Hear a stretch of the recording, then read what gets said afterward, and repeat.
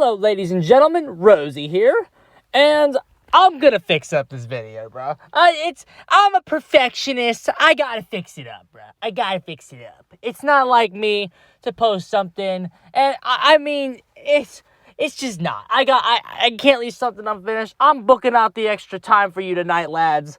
I'm gonna spend even more time today talking about Halloween H20. I'm gonna go ahead and do that. Now, what's thankfully going to make this process much easier for me, and this is what eventually made me decide that I am going to go ahead and spruce this up, is YouTube, thankfully, gives you the option to view your transcripts when you watch watch the videos. You can view transcripts. So what I did is, because I like that video. That's why I initially posted it, despite the audio issues. But when I saw that I can just read from my transcript that I made initially, I decided to go give this another re-recording. So instead of, actually having to do the improv, because, again, I do improv in all my videos. I don't use a script. I had an outline, of course, just to have all the notes and everything, my notes on the movie and everything like that. But everything I do, I don't do scripts, I don't do recording, I don't get paid to do this. So I do it the way I want to do it. If I start getting paid, I'll do professional, but we're not doing that here. But that being said, I am a perfectionist, and I do have enough respect for this movie to where I want the audio to be good, at least. If it was Resurrection, I wouldn't give a shit. But, or Ends. Actually, no, my Ends review is important to me, so I had to make sure that one was good. But so what I decided to do, I copied my transcript. It is 27 pages long. So I'm going to go ahead, and so the delivery here might be a little bit drier, as I usually don't use a script. But I'm going to go ahead and read the transcript of the video that I just made. And maybe I'll throw in some additional commentary and additional things that maybe catch my eye on a second go-around and a second read. As again, when I think about movies a second time, maybe a different thing will come to mind here, and maybe when I get to that part, I'll have an additional thing to say. But all in all here, so what we're going to do is I'm going to go ahead and just read the transcript of the previous video that I made, and then I'm going to go ahead and probably delete that previous video as the audio quality is not the way I want it to be, and so we're just going to go ahead and knock it out of the park. That being said here, I'm in my car again, not turned on this time, because it is a little darker out. I tried, the backstory behind the audio issue is that it's like 90 fucking degrees here today, and I filmed it in the afternoon, and I like to film in my car. That's just where I feel comfortable filming. So I filmed with the shit on to keep myself cool, but my Bluetooth was still connected. I did an initial audio test to make sure it would work, and it didn't work. But the initial test was successful, and it sounded the way I wanted it to. And then once I had the hour and 30-minute video recorded, it did not sound the way that I wanted it to sound. So that was unfortunate, but I liked the content, the quality of the content that was in the video, I liked. So I went ahead and uploaded it. But now that I can just... But now that it is online, so again, I'm glad I uploaded it, because now I can just reread the notes here. They reread my transcript word for word, probably not word for word, probably flare it up a little bit here, but we'll get down here, and we're gonna go ahead and do this and get that audio up where it needs to be.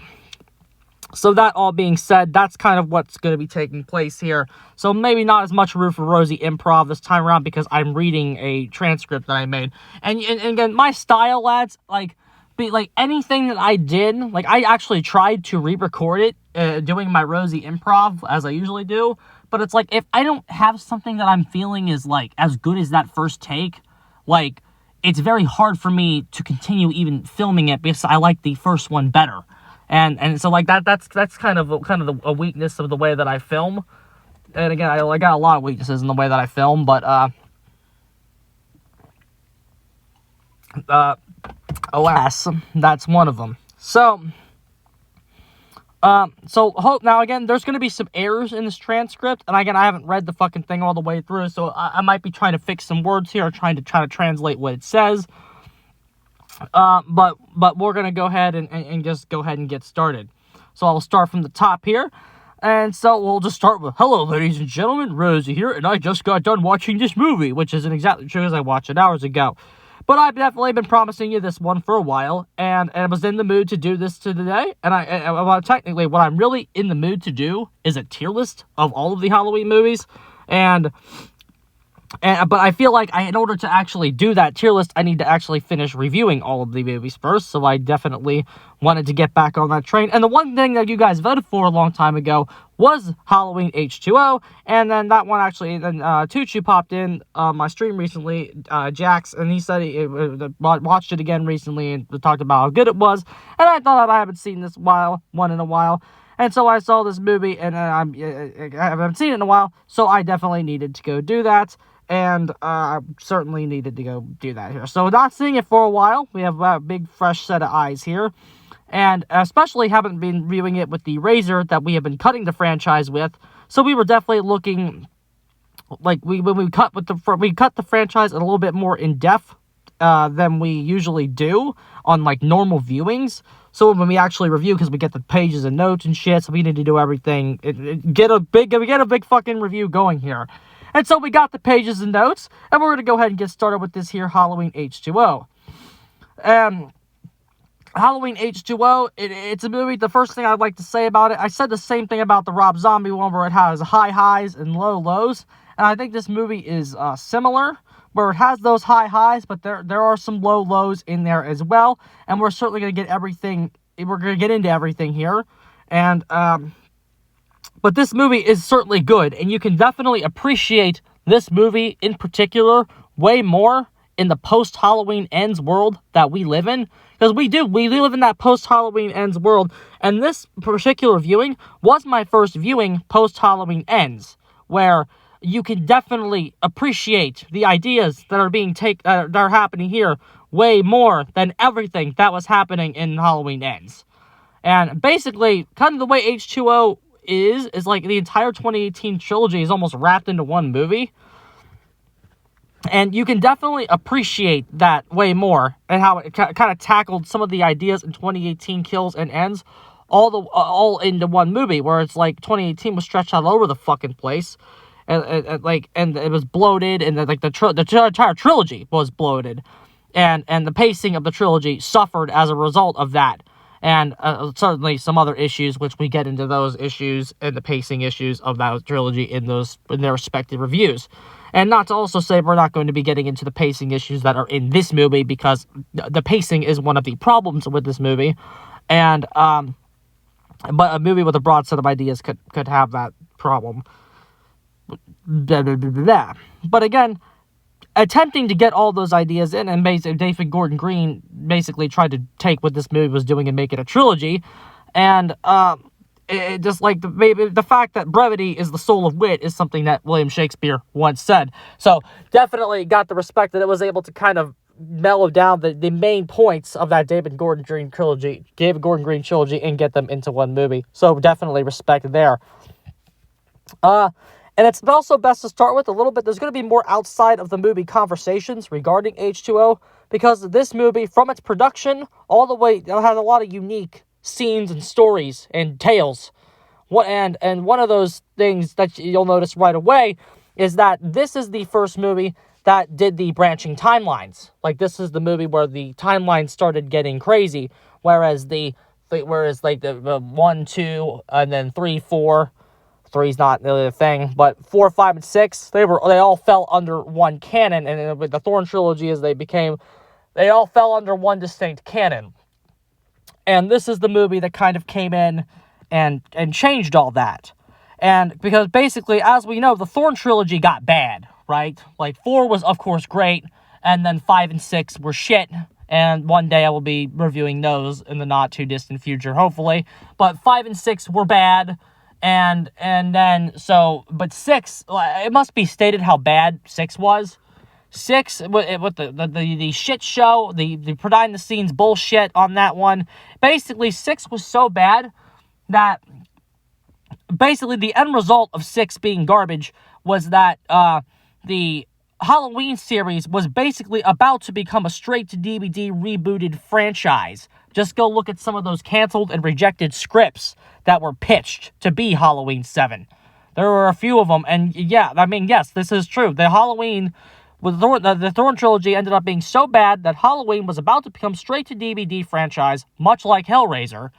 And I know Hellraiser has had that Hulu thing that just happened recently, but Hellraiser was still trapped in a straight-to-DVD hell for a long-ass time, and the sequels of Hellraiser, as it was trapped into straight-to-DVD hell, got progressively worse, almost, and that was almost Halloween's fate. And if you all remember, Hellraiser got so bad, Doug Bradley said, "Go fuck yourself, I'm not doing this shit anymore," right? He stopped being Pinhead due to the movie's quality. He read Revelations and probably laughed it out the fucking building. And he said that Hellraiser Judgment didn't come from his asshole. Although Clive Barker said that. Or something along those lines there. But yeah, so that was the fate of Halloween, the Halloween franchise, until, of course, Jamie Lee Curtis signed back on to do H20. And that saved Jamie Lee Curtis thankfully signed on, and for whatever reason, whether she knew the franchise was in trouble and wanted to come help it because it started her career, or she just, I don't know, had the itch to come do it again and just kind of celebrate how her career started. But, like, basically, because, again, it is an anniversary movie, but Jamie Lee signing on to this movie saved it from straight-to-DVD hell, which would have no doubt killed the franchise, and the franchise would not be nearly what it is today if this movie doesn't exist. If this movie doesn't exist, the franchise as we know it is much different today. And in a much more negative way. So this movie has a very important legacy amongst the other films in the franchise for that reason alone. And you probably, the Halloween is much different in the state that it's in today. And it's debatable if Myers is still highly regarded as he still is today. The franchise owes a lot to Jamie Lee and H20 for that reason. Basically, if Jamie Lee had not signed off to be in this movie, it would likely still be in that straight-to-DVD purgatory. Seriously. If it was in that straight-to-DVD purgatory, would Rob Zombie and David Gordon Green have even touched it? Who knows? That's something you have to even wonder about. And Hellraiser is still yet to recover from that shit. It is still yet to recover from that straight-to-DVD mess. So thank God for that this movie did happen. But in regards to the actual movie itself, when you're going on right away, there's something lacking. This is the first movie without Donald Pleasence. This is the first movie without Dr. Loomis. And his presence is missed, which is something I actually did neglect to say. I did say I wish he was mentioned a little more. His presence is missed in this movie. It is. This is the first Halloween movie without him, and his presence is missing. He is. The fact that he isn't there does hurt. It does hurt the movie a little bit. Now, again, it's not this movie's fault that he's not in. After all, he was too old to play Dr. Loomis. He was too old now. But he did have an in memoriam or whatever it is at the end. I think they end up spelling his name wrong. Well, yeah. He ended up passing away shortly after 6 or whatever. So he couldn't be in this movie. But again, there isn't a lot of mention of him apart from the opening, and that can be a little bit disappointing, as I said. But all in all, this movie is about Laurie Strode. And it's not like Jamie Lee was the no-name that she was back in 78. Since 78, she had become an actual movie star. She had become a big-time star and raised her stock. So, her name on the top there did more than it did 20 years ago. So, that definitely did help. And this is also another unique thing about this Halloween. This is the first Halloween in a post-Scream world, where Scream came out in, I believe it was 1996, and the sequel in 97. You'd think I would go verify that, having 2 attempts to record this, but I still haven't done that. But yeah, I think the sequel was 97, and that would put the first one in 96, and then this would be in 98, obviously based on the title. Which is, by the way, H2O is the chemical formula equation for water, but that's beside the point. So what you have here is a movie with some Scream influences in here, to the point where even some of Scream's music is even used, if you didn't know from some of the behind-the-scenes stuff there. Again, Scream's music used. Kevin Williamson, the writer and producer of Scream, was also heavily involved with the creative of this movie. I actually don't think he's credited, but you can definitely tell that this exists in a post-Scream world where we got some meta stuff here and there, some lines here and there, some Easter eggs, references to other horror films, etc., etc. Shit at the end. Like, there's some meta stuff here. And there's also a bit more comedy, something that Scream definitely helped insert into the slasher genre. And that distracted me. And this is also back when Scream recently revived the slasher genre, even though it had set out to kill it, it ended up reviving it. Good job, Wes Craven. But now that all the framework is here, basically the Thorn trilogy was absolute garbage, right? So they ended up retconning it. Now, again, I am not the biggest fan of retcons. I always think you should try to work with what the canon gives you. And I, for the longest time, definitely tried in my head to kind of reconcile the canons, because I mean, like, Laurie fakes her death in the car crash, and then, like, in the Thorn trilogy, she dies in the car crash. And the first, and if this is also some behind-the-scenes stuff, if you didn't actually know, in the first couple drafts of this, they actually did keep the Thorn trilogy intact, and then eventually decide to just end up scrapping it, along with and a few things left over from that quote-unquote beta content, if you will, still made their way into the final product, which is where the connections arise, i.e., again, Laurie faking her death via car crash. And then, so you should argue there could be some loose attempts to connect it in the film, but there's nothing in the film to, like, even suggest that you can even do that. Based on what the detectives say at the beginning of the movie, there's really no way to reconcile them. Like, I was even going to try to do some funny weaving and try to have a section of this where I was going to actually even try to reconcile and make some headcanons a little bit happier, if you like to do that, to, like, make this try to be actually Halloween 7. But this is not Halloween 7, based on what the detectives say, with Myers' body was never being found.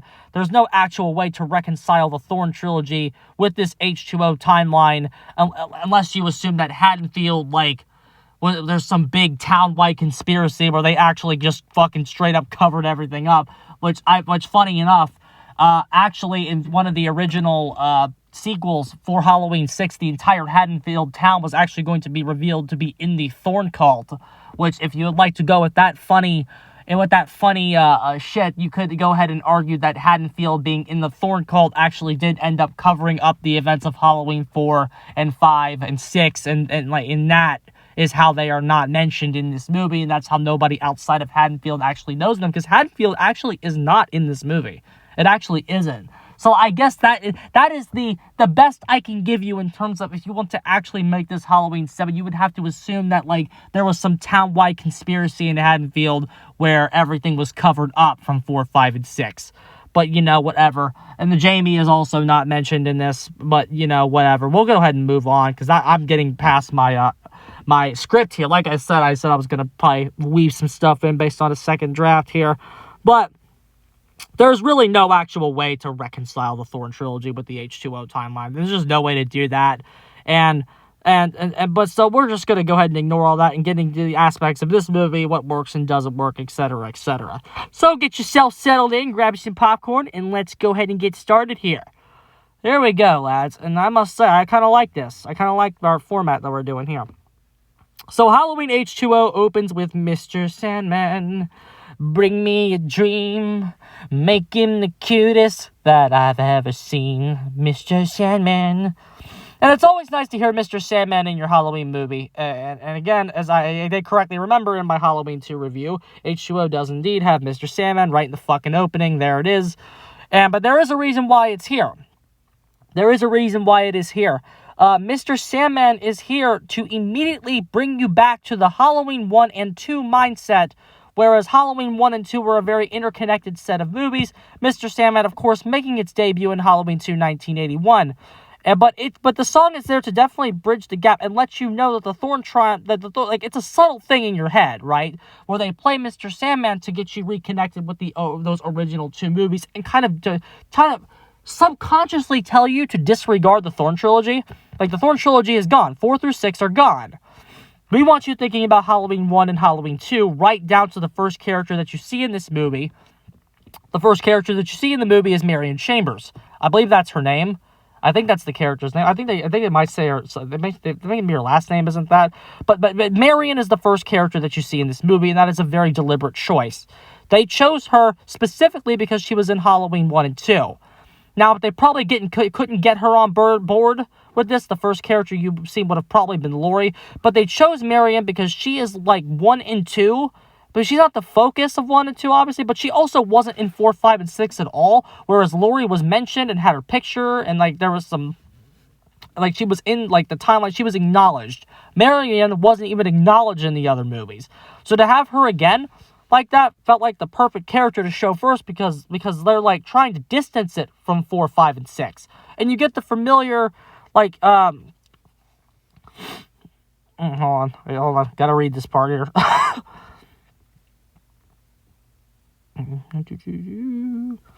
Okay, so you're not in Haddonfield. You get told that you're some town in Illinois. You're not there in Haddonfield specifically, but like, you get told the familiar text, like the setting, like the text pops up. That's what this means here.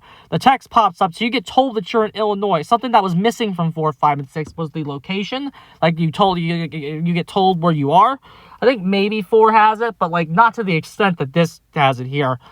And so they're just trying to get some familiar elements from those first 2 movies there. And so that's where Marion kind of comes in. She goes there to continue that theme that the Mr. Sandman song started. So this movie basically starts where she gets out of her car and goes into her house. She basically sees some glass on the floor. She's basically worried that somebody has broken into her house. So she goes next door and she sees a young Joseph Gordon-Levitt, and basically he's in a hockey mask. Basically, there's your Friday the 13th Easter egg, and like, she like wants them to help her call the cops or something. I don't know why I don't know why she doesn't just call the cops. I guess maybe she doesn't have a cell phone, but who could buy that? But, like, she basically wants, like, I don't know why you need the teenage kids next door to go help you out and get your, but basically, so they basically contact the cops, and instead of waiting for him, Joseph Gordon-Levitt then goes into the house, okay? He goes into the house, and, like, he kind of like a dumbass instead of waiting for those cops, and then he goes crazy with a stick! He goes crazy with the stick, bro! He starts bringing the fucking stick! And then, like, he ends up, like, raiding her fridge for alcohol and shit.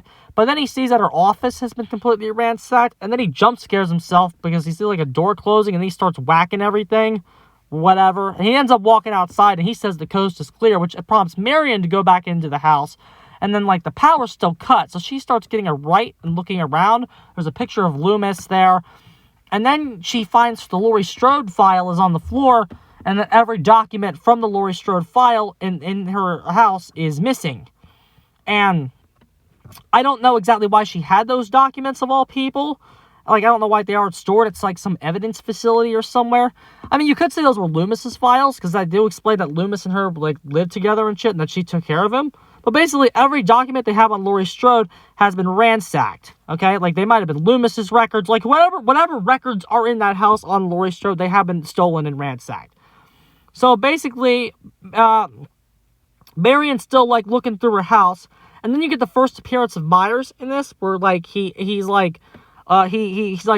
enters the frame out of focus. Marion's at the front of the camera, and then Myers enters frame, again, out of focus, and he looks okay in this shot, I guess. He looks a little goofy, which is something that Myers' appearance would be something that would like, be one of the continuing themes that this movie would have glaring issues with, which we will get into that when we get there. But,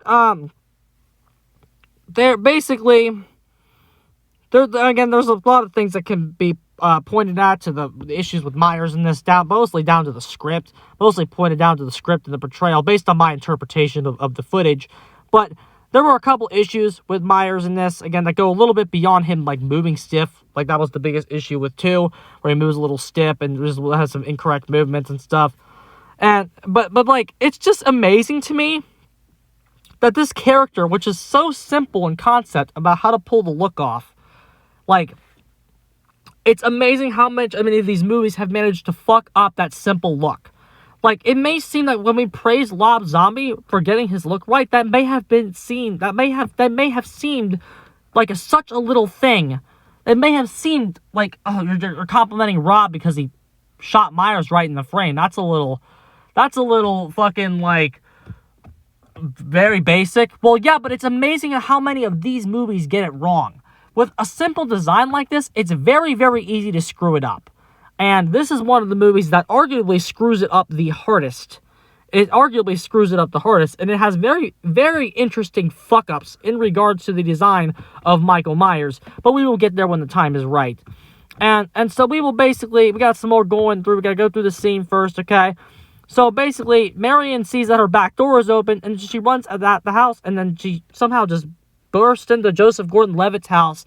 Again, I don't know how she just runs up and goes in his house, but she finds that Joseph Gordon-Levitt and his friend are dead. Joseph Gordon-Levitt has been impaled by a figure skate, which is actually kind of neat. The friend just kind of falls over dead, okay? You see Myers entering the frame, and I do have one question in regards to this thing, because like, how does he have the time to kill these people? Like, how does he have the time to go kill them and then debatably kind of set the stage for Marion to kind of find them, or whoever he's trying to find them?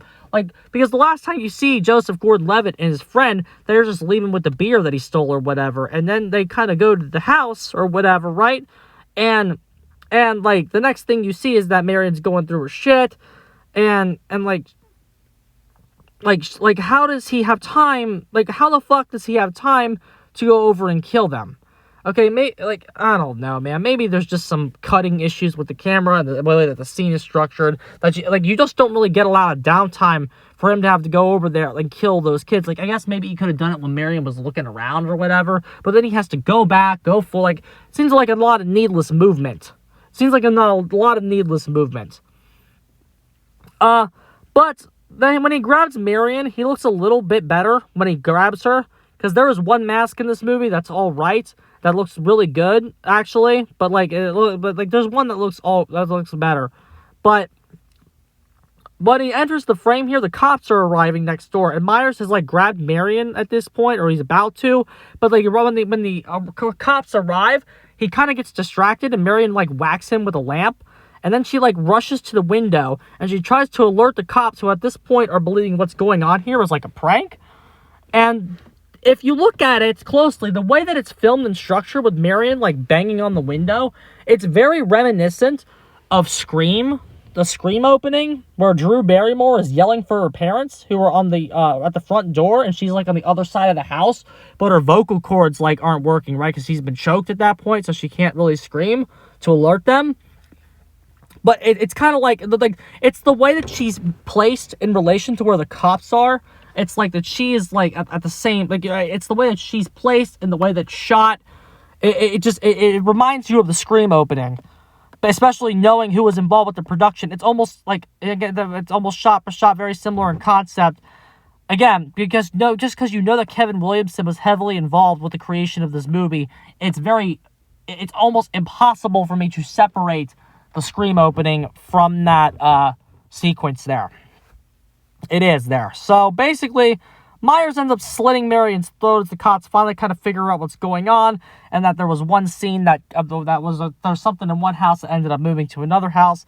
As they kind of figure out everything there, Myers actually ends up escaping in the car that he will use for the remainder of the movie. And that's when the next part begins. The next scene begins with the detectives arriving at Marion's location. And they actually reveal, the detectives here, that Marion was Loomis's nurse. She lived with Loomis and was taking care of him until he died. And they say that Myers' body was never found as well.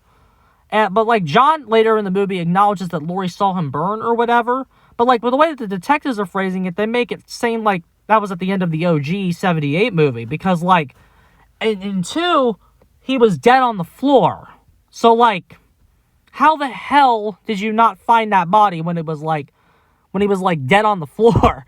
Yeah, he was being burned to a fucking crisp, right? How the fuck did they not find that? It just didn't make much sense.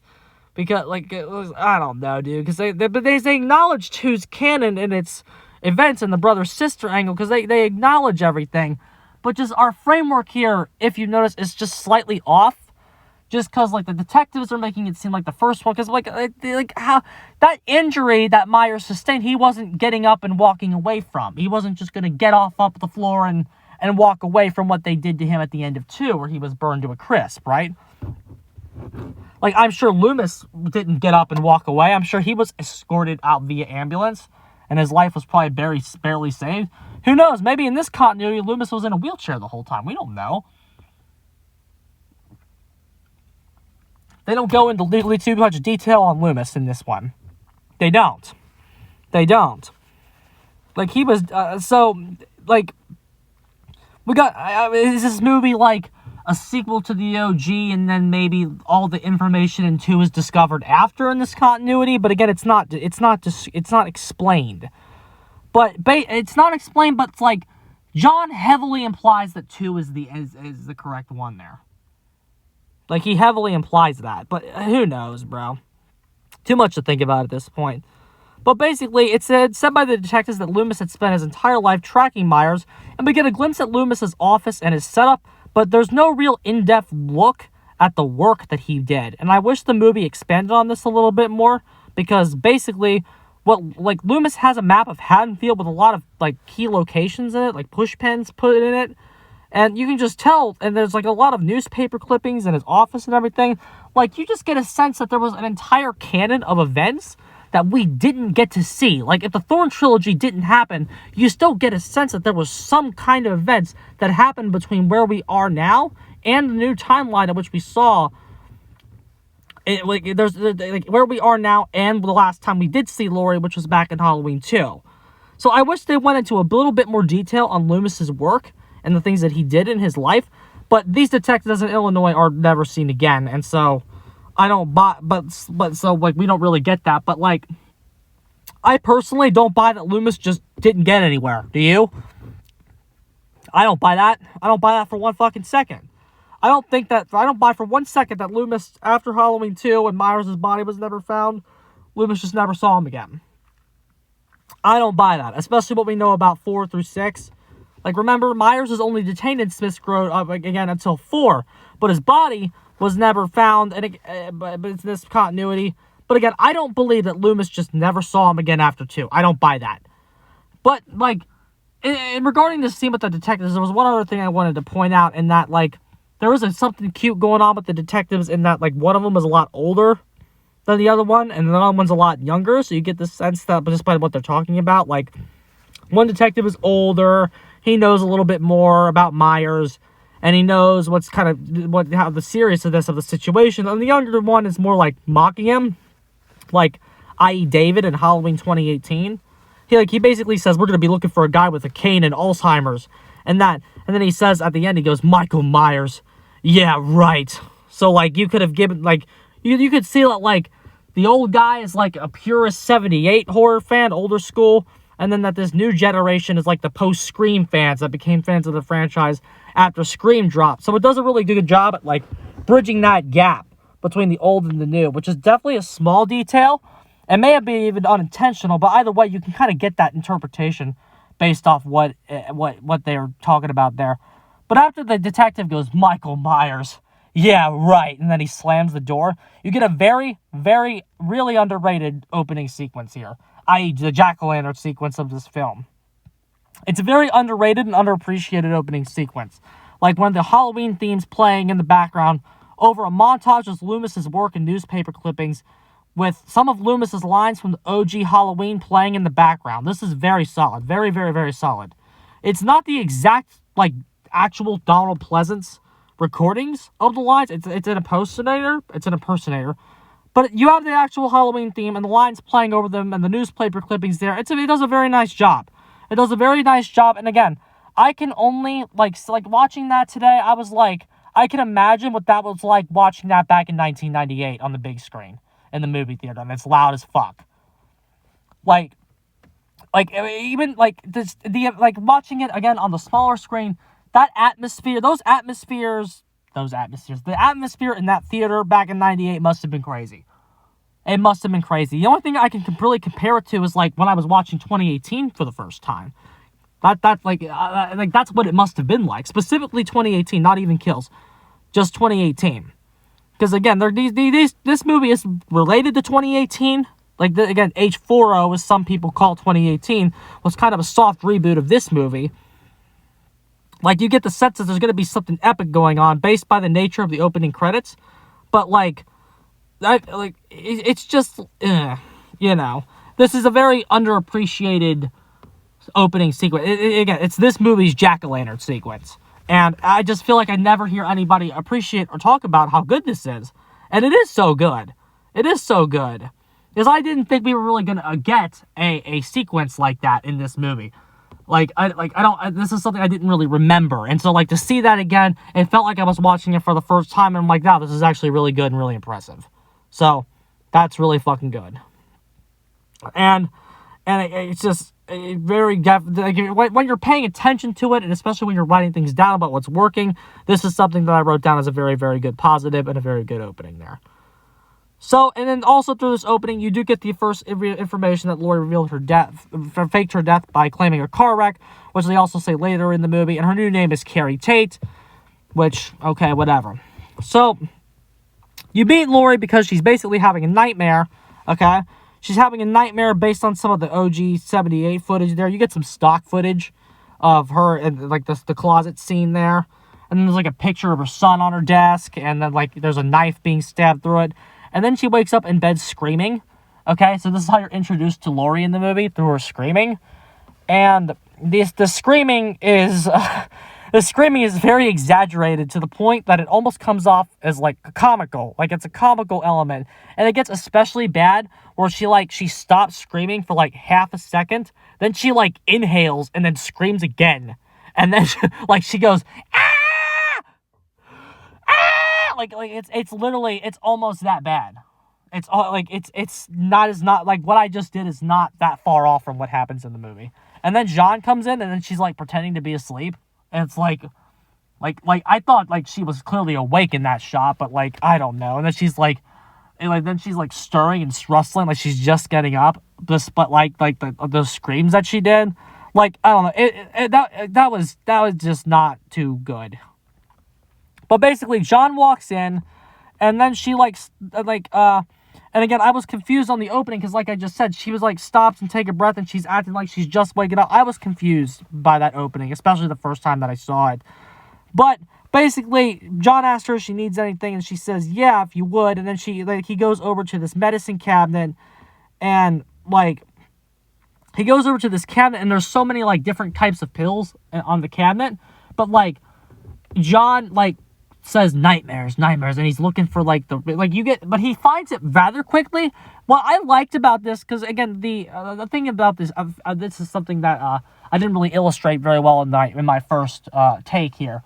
Like, he finds it quick, but not too quick, right? Like, he definitely has done it before, but maybe he doesn't remember where he put it. Like, he cares, but like he's very clearly also tired of this, right?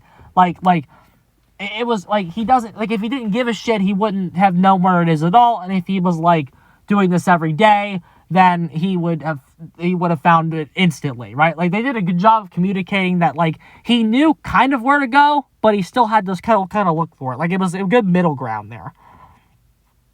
So it wasn't like a bad opening on paper. I just think it needed another take.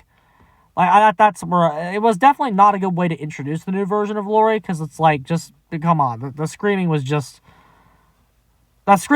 not the best way to do that, especially with the way it was the shot and filmed and everything like that. But basically, okay, so it's very helpful when I can paraphrase all these.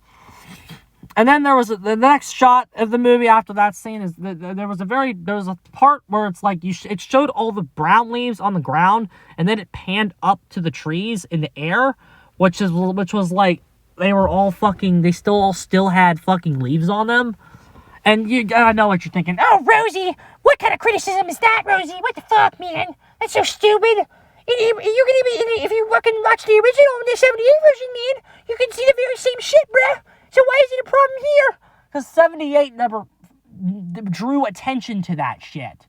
Like, yeah, it was 78 was filmed in the summer. Like, they couldn't even get a pumpkin. Like, all the pumpkins in 78 were, like, rotten. Because, like, it was hard to find a pumpkin that time of year. But 78 didn't draw, like, there were some leaves on the ground, sure, but, like, it didn't draw attention to the fact that it was clearly summertime. I don't know why this movie shot that, and again, it doesn't do it much, it's just, I don't know why it did it there.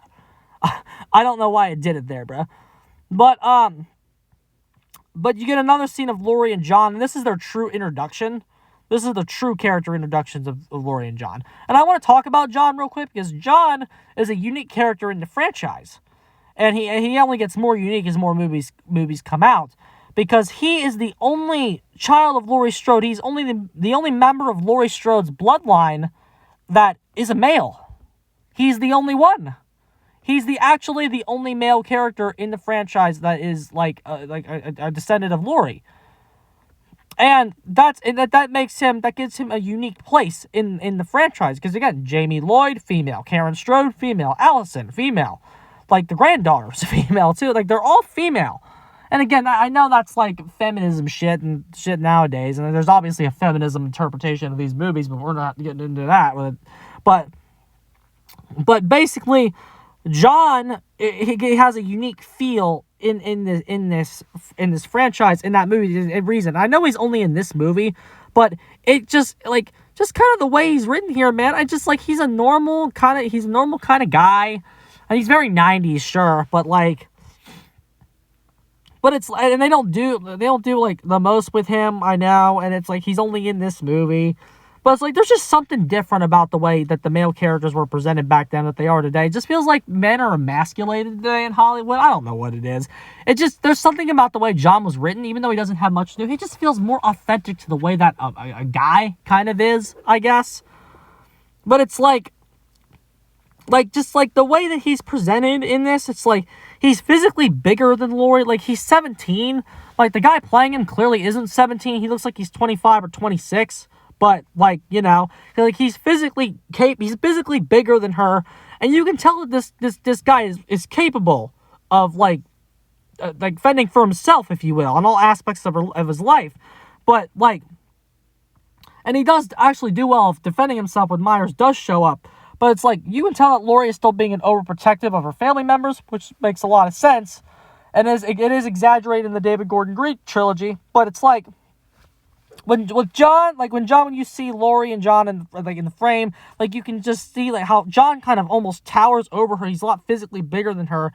And it's just like, I do almost wish he was a little older to kind of like continue to exaggerate Laurie's overprotective nature there. Like, if they were in college versus a high school, like if he was like the president of a university in California versus the headmistress of a college, like that small little detail might have even like further went to. But I guess they didn't think it was believable that like Laurie could detain a college kid or whatever.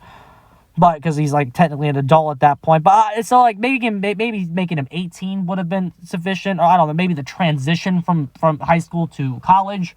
Like maybe he's a first year. I don't know. I'm just spitballing ideas here. Maybe it's a casting error.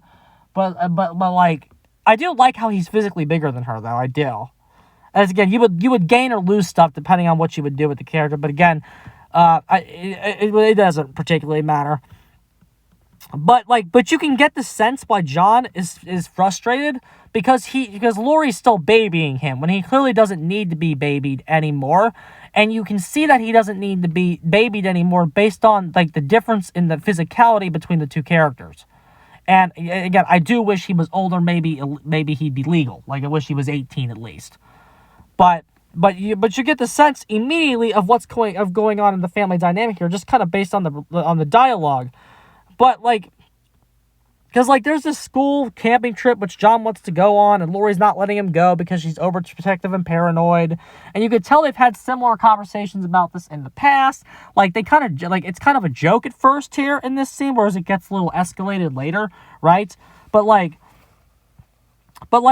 you can just see that like again, John's got a little he's got a little bit more attitude with her than I feel like an Allison would have. Just I feel like he has a little more spunk from the outset, which like Allison really needed to like get 3 movies to like stand up to Laurie, and even then her scene with Laurie is very bad and ends. But you know, but you get the sense that everything here, what you get by watching this scene, and again, this is why this scene is actually one of the better written ones in the movie. But you get a sense that this is not a fractured family, okay? Like this is where the 2018 comparisons come in, because again, Laurie and Karen, like that the family in 2018 is very fractured. That's not what this is. That's not what this is. This is a different interpretation, because like again, there's struggles here. There's definitely struggles in the relationship, okay? Like, but again, there's struggles that like I'm sure everyone has struggles in their family relationships, particularly with their parents and siblings, etc. Like there's like again, and these might be a little bit above the average struggles that an average parent and average child have, just to the nature of Laurie's situation and the nature of her trauma. But again, this is not a fractured relationship. Now, they like Laurie says, like, I think I'm losing John later in the movie. It's like there's hints that like that danger is there, that it could become a fractured relationship, but that's not what it is yet. The 2018 dynamic is like it's fractured as all hell, right? It's very fractured, and that's not what this is. But like I liked that it wasn't fractured. I thought that was like refreshing almost, because I don't know if that's a cliche at this point, or maybe I'm just overexposed to that angle through like this in this franchise. But the fact that like, because like the Rob Zombie where Annie and Laurie and Annie's relationship get fractured, like all the relationships tend to get fractured. The fact that this one was kind of a different dynamic, and that was nice, and that was nice. But what you have here, all in all, is the most realistic interpretation of the Laurie Strode character.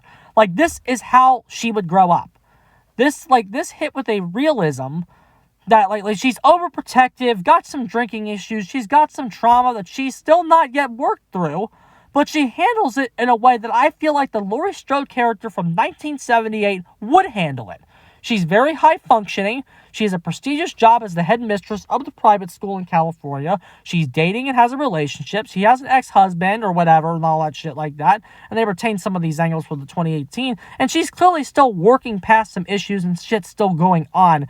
But she's also kept her life and her relationships grounded because she wasn't going to let the guy win, right? Or she's not going to let, she's not over some stuff, and she's got some stuff that she's going through, but she's like not letting herself fall apart in the way that the Laurie from the 2018 version did.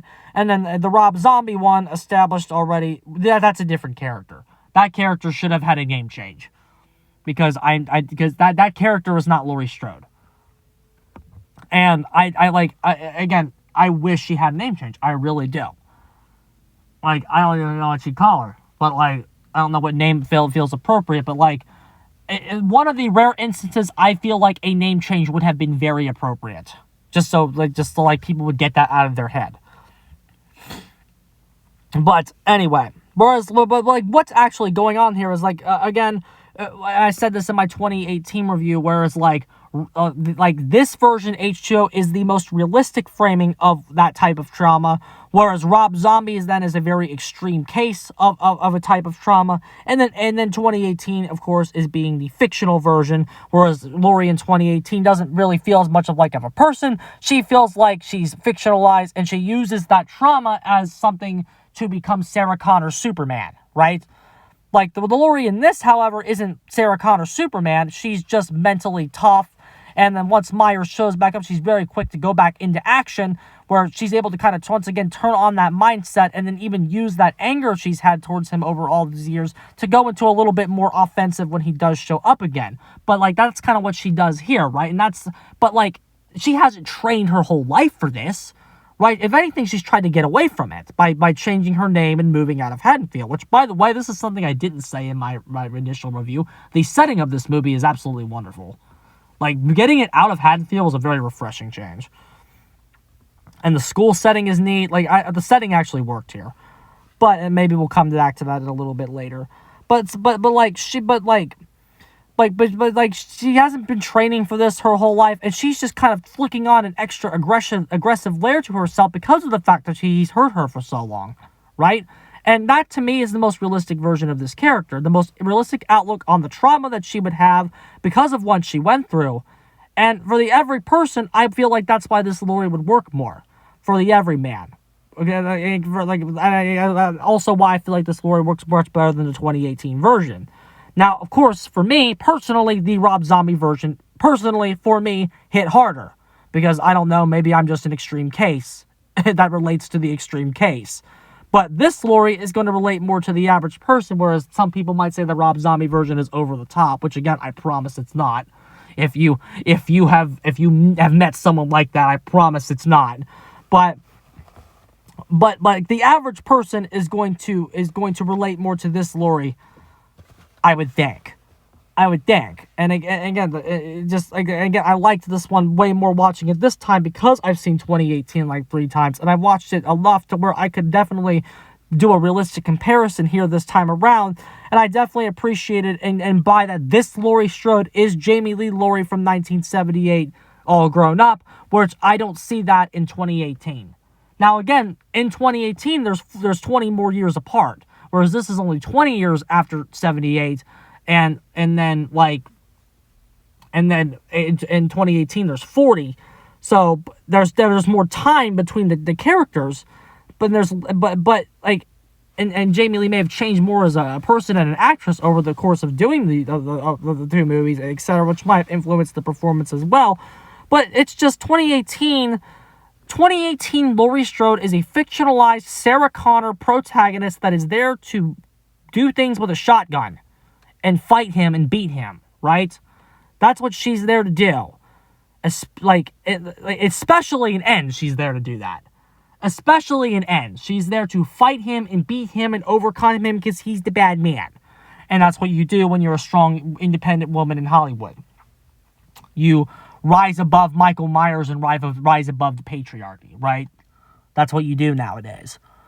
The Laurie in this movie is not here to be a symbol of feminism and rise above the patriarchy. It can just be interpreted that way. She is there to finish the story, is what's happening in this movie.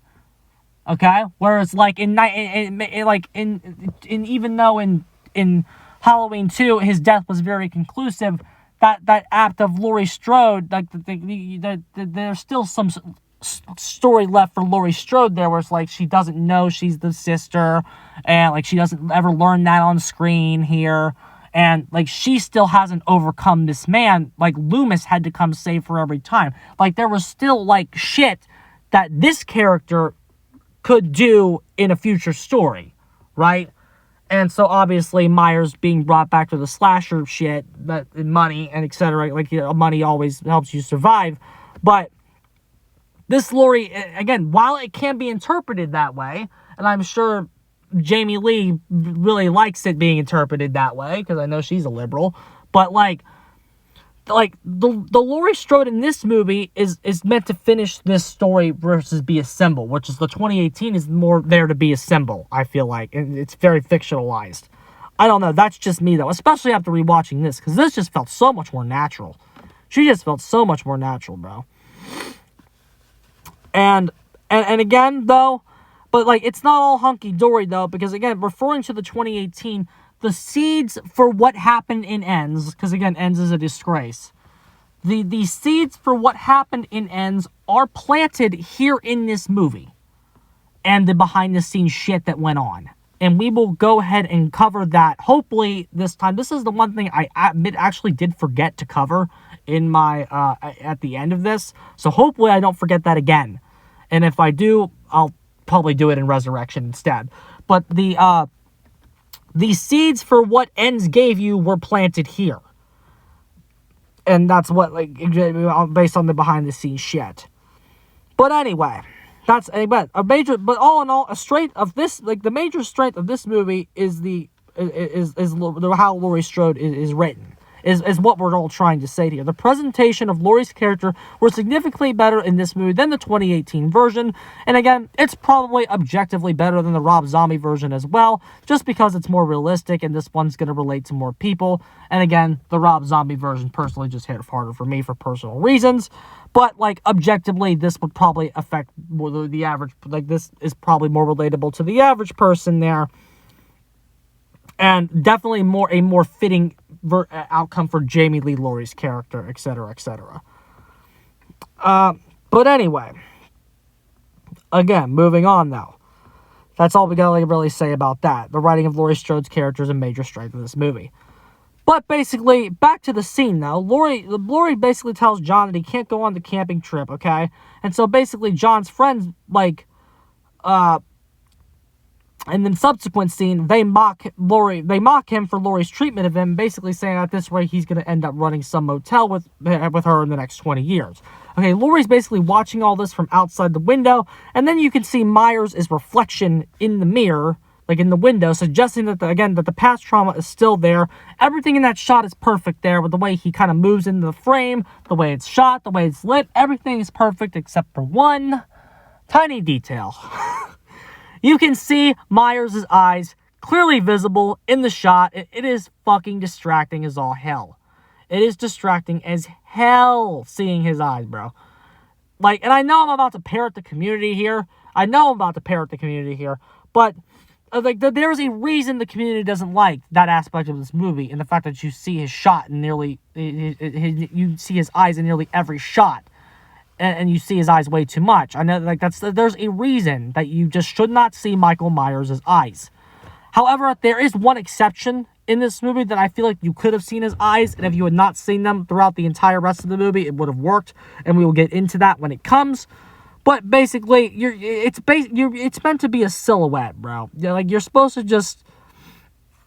Even though it's meant to be a silhouette, you can still clearly see on the mask where the mask line ends, and you see his eyes. And it's just not good, bro. And, the first time that I saw it, I'm just the idea is good, the blocking is perfect, and everything's good. It's just that fucking mask ruins the shot. Everything's right about it except the mask. Ugh. So the next scene, we meet John's girlfriend, and then basically, since John doesn't have permission to go, the girlfriend, Molly, is going to basically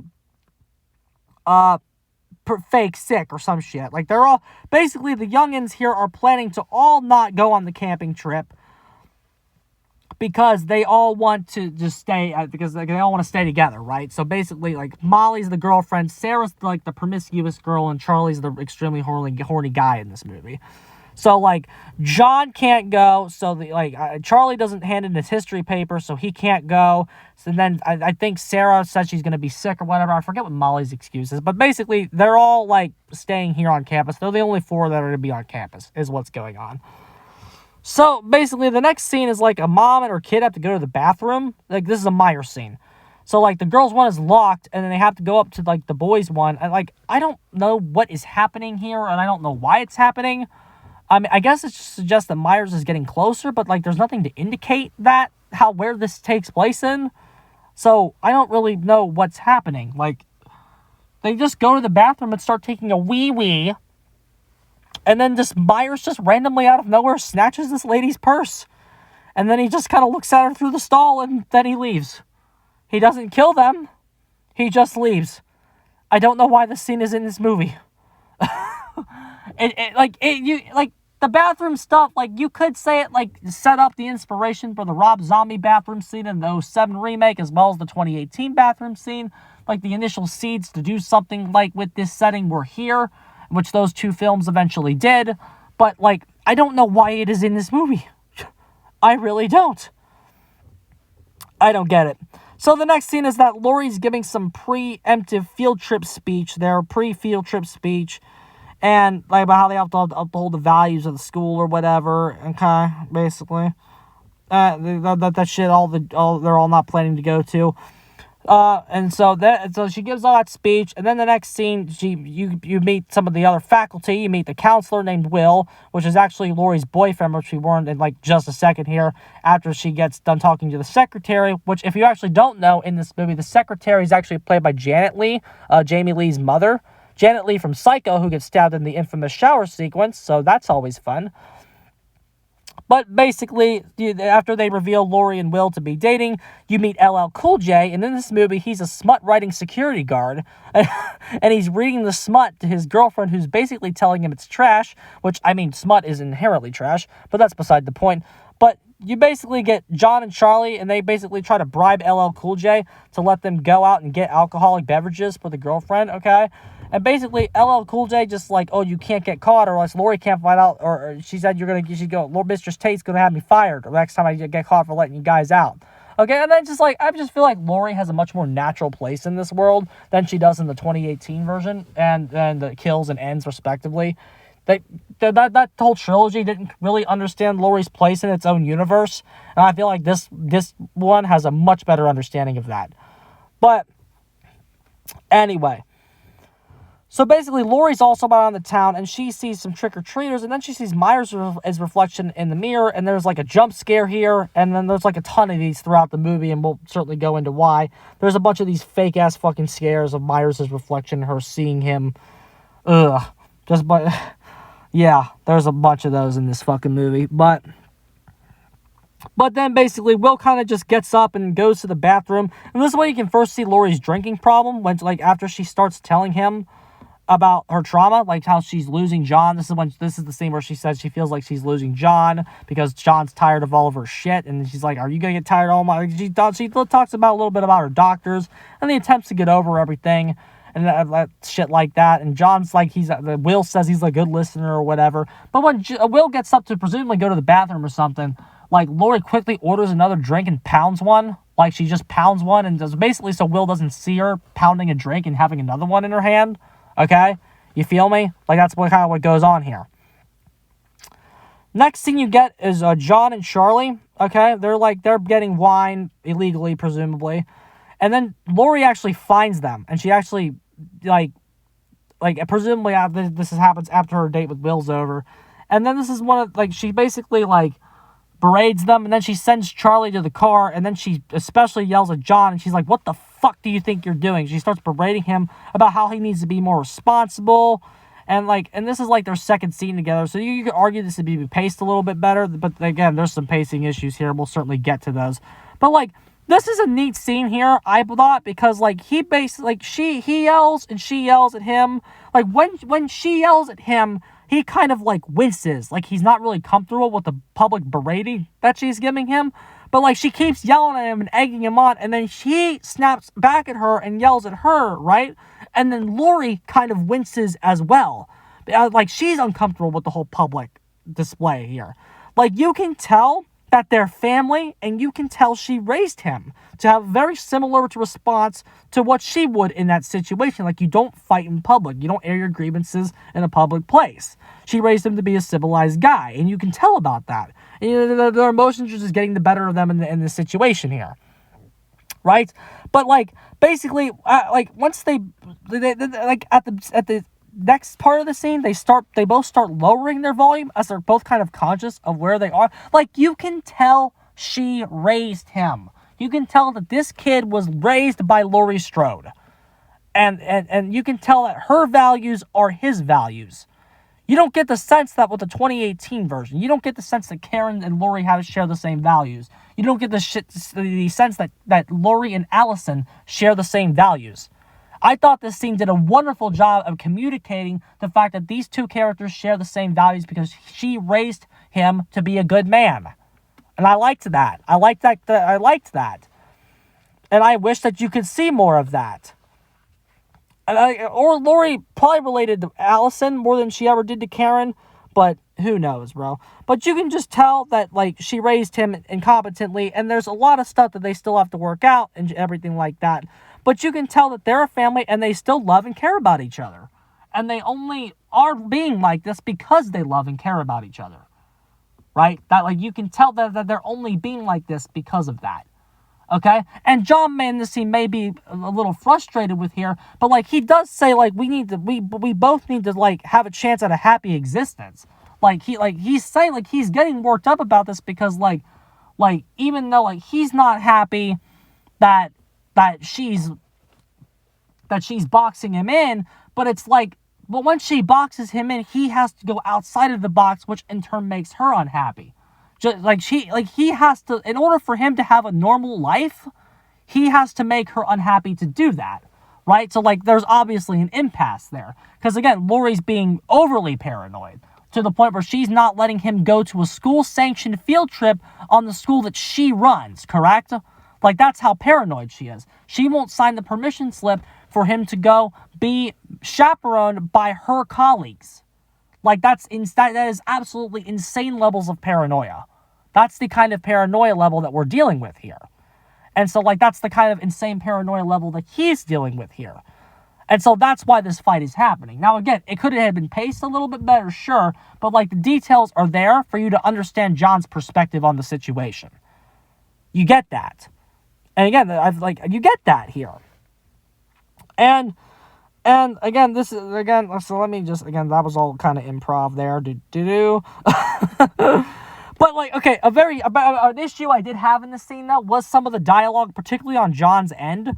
Because the way that John describes the situation, I didn't write down word for word what he said exactly, but the dialogue that he had was very telly. I thought they were doing a good job at showing it. I didn't feel like they needed John to say some of the things that he did, because the way that John laid out the conflict was very cut and dry, almost like it was on the outline of the writing, on the writer and the producer that were writing the scene, right?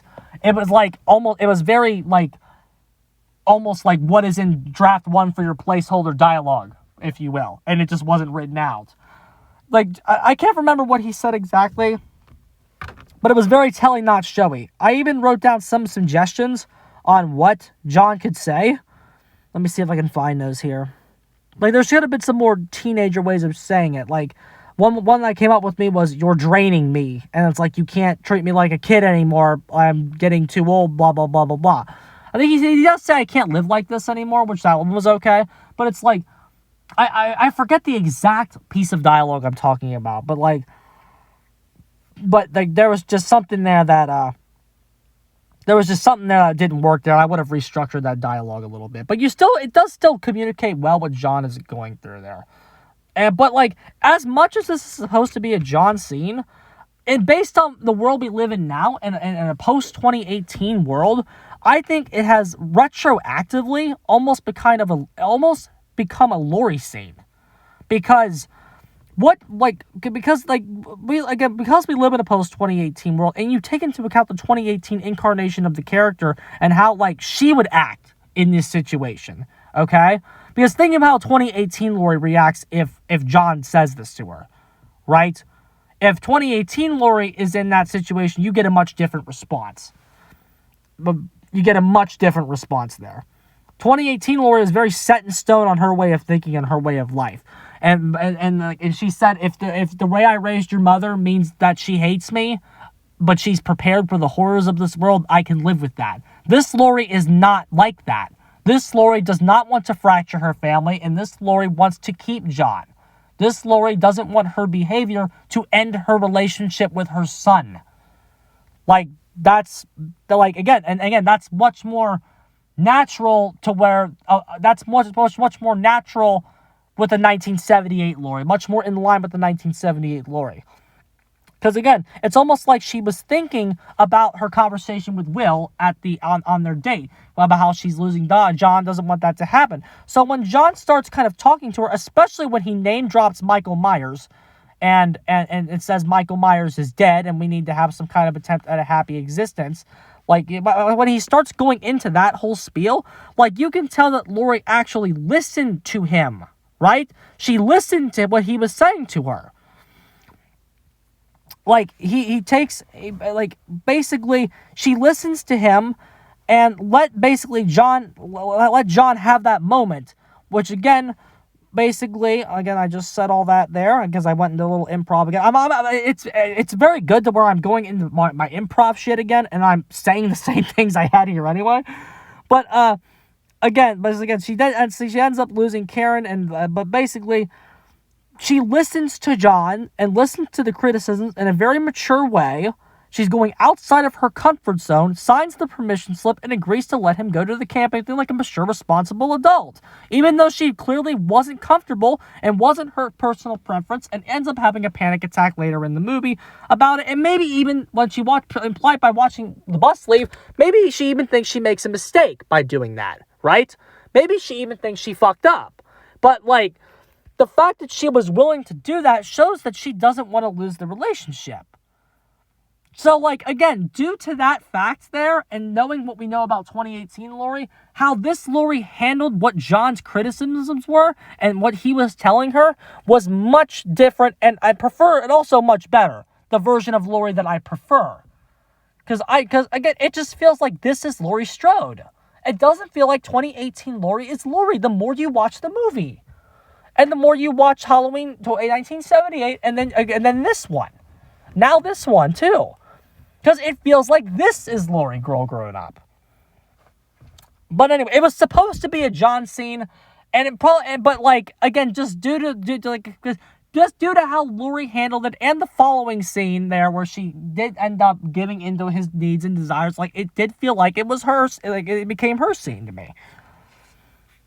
But basically, so after they all fight, they get in the car, and then you see Michael Myers stalking them, which is something that you haven't seen yet. Like, you see his car, that he is there. So now he has found them, and has been watching them for God only knows how long. Because you know Myers, you know how he works, you know his methods, right? So who knows how long he's been watching her? Was he watching her? Did he find him first? Did he watch them meet? Like, did he watch her and then watch them meet and figure out who he was by just, by like, you know, like, did he figure out who he was by their interaction? We don't know. It doesn't tell you. There's no, like, Myers POV shots in this. But, basically, they get back. LL Cool J lets them back in, man. You also see Myers getting their location. I don't know how Laurie's paranoia would not have noticed the same vehicle following them. But I don't even know if we even really needed that explanation, as you could just easily buy that Myers got the location of the school from Dr. Loomis's folders on her. So I don't know if we even needed that. Next scene though, you get John making his girlfriend Molly a makeshift Halloween setup, basically. And then they have some teenage dialogue that's kind of cringe.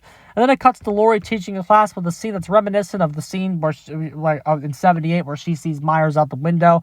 Molly sees Myers out the window. They're actually reading Frankenstein, and they talk about what it took for Dr. Frankenstein to confront his monster, and how it took the monster killing off everyone that Frankenstein knows and cares about to actually go confront the monster again, setting up the fact that a potential thought in the viewer's head that Myers is going to go after John, which of course ends up happening. But like, I'm a classic horror fan. I really like them Frankenstein nods. I'm a big Frankenstein mark, so it was very nice. And then it was very nice to get that in there. It was some cute. It was cute to tie Frankenstein in there in any way, shape, or form, because that's good shit. But after the class, Lori calls John over and hands him the permission slip to go to the camping trip.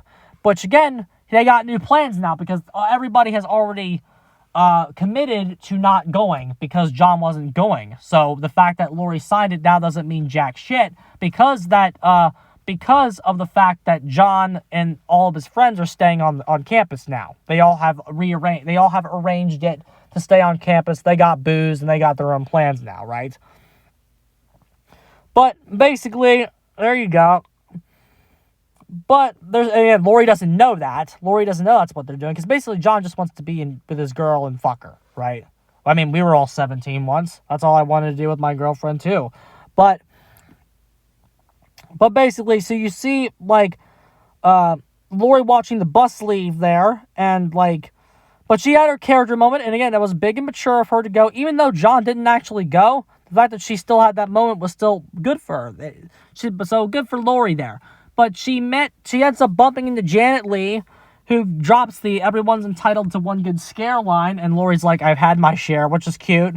And then, basically, Janet Leigh says that if she could be maternal for a second, she doesn't like seeing Lori like this, etc., etc. Obviously, just a line for the fans to go, ha, that's her mom. Yeah, that's her mom playing the secretary. And then Janet Leigh ends up getting into a car. That's the car she got in from Psycho. At least it's very similar. And then a very similar song to the Psycho music starts playing. So a cute little tribute there to Psycho. Well done. Very well done. But basically now the stage is set. Everyone's where they need to be. All the students are off campus here. And so now it's time to get Myers in the building. How do we get Myers in the building? LL Cool J is out there reading more terrible smut to his girlfriend, and then he sees Myers' car parked outside the gate. LL Cool J, like a dumbass, opens the gate and goes and checks the car. Myers literally just walks right past him and walks right into the gate. Literally just walks right the fuck in.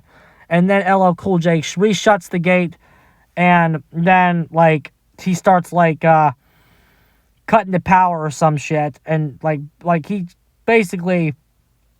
That's how he gets in, bro. He cuts the phone lines, and that's how, like, LL Cool J's girlfriend gets hung up on. And then he stalks LL Cool J a little bit, and that's the end of the scene, bro. There you go. There you go. And it's at this point that you realize, again, Myers has had another interaction with another character where he has not killed anybody. This is now when the viewer is really noticing that Myers has not killed anybody outside of the opening scene in this movie. This is where some of those pacing issues are starting to come out here. But basically, Laurie's walking across campus. She noticed that the power's out a little bit there. There's some parts of the campus seem to be losing power, some don't. And she ends up, like, looking and seeing Will walking toward, like, she sees Myers walking towards her. And she, like, shakes her head, like, and then so it would go away, like the others jump scares have gone away, but it's like, this one's not going away. It's like, oh my god, is this the real Myers? No, it's another fake-ass jump scare. And again, these fake-ass jump scares are like pacing issues, bro. Like, nothing's happening in this movie in terms of scares, but, like, there's nothing happening outside the character work yet. Which, again, the character work is good, but to make you remember it's a horror movie, they keep throwing in cheap-ass fucking jump scares. Yeah. And again, that's the pacing issues are becoming slightly more obvious as we continue to move forward here. But again, the stage is set. Will's going to spend the night with Laurie, and he says give her 20 there. He goes and checks on the girlfriends and basically says, if they need anything, give her or Miss Tate a call or whatever. And then basically the guys show up there. And then, fun fact, they're actually watching Scream 2 on the television. They're actually watching Scream 2. I don't make any fucking sense the more you think about it. I don't know what and how in the multiverse that is happening. Because, like, Halloween was played on the TV in Scream. Like, unless you just assume that Halloween was, like, a movie about the killings made in the Scream universe that actually did happen or whatever. I guess that's a way you could rationalize it. I don't know. There seems to be some multiverse theory going on here. But then what is Scream 2 doing? Because, like, the Scream already has their in-universe movies, the Stab movies. So, like, if they were the same universe, wouldn't Laurie be watching a Stab movie? But, like, maybe it is a Stab movie and just not a Stab movie that we've seen. It just is Stab 2. But Stab 2 doesn't look like that. The Stab movies are like those movies within a movie, so they always look worse. I don't fucking know. I don't fucking know. I'm thinking too hard about it. I'm thinking way too hard about it. But, yeah. So basically, Laurie's swinging some drinks, and then Will comes in with Jack-o'-lantern. Okay, and then, like I said, the guys sneak into their Halloween shindig, and everyone's in their final act positions.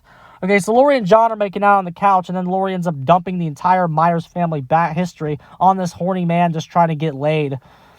But eventually, like, she hits him with the "I thought you were a good listener," which makes him actually start listening to her. And he doesn't believe her at first because she's like, "My name's not Carrie Tate, I'm Laurie Strode, I changed my name, etc." And, like, he knows who Laurie Strode is, like, the name.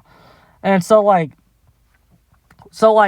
he doesn't believe her at first, but he does start believing her, and then she starts asking him kind of what happened, like, when did it happen to you? And then she's like, when I was 17. And then she sees the birthday card that John got from his dad that was a couple months late, and she notices that John is also 17.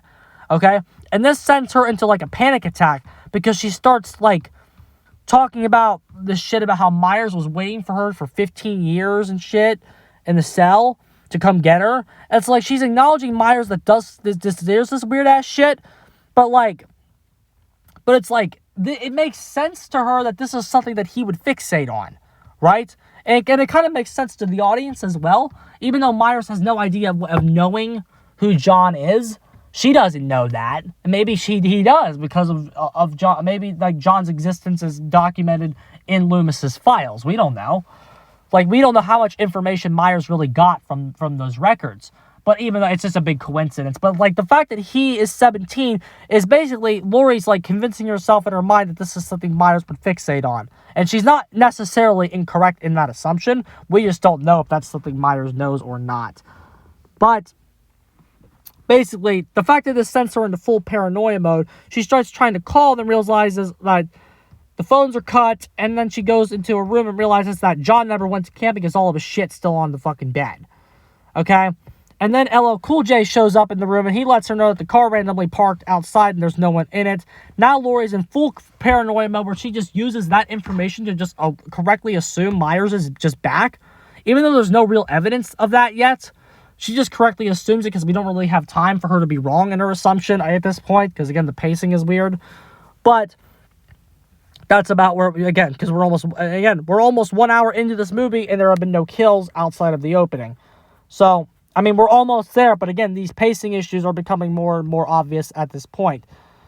But we're about to start getting into the bigger nitty-gritty of the problems of this movie.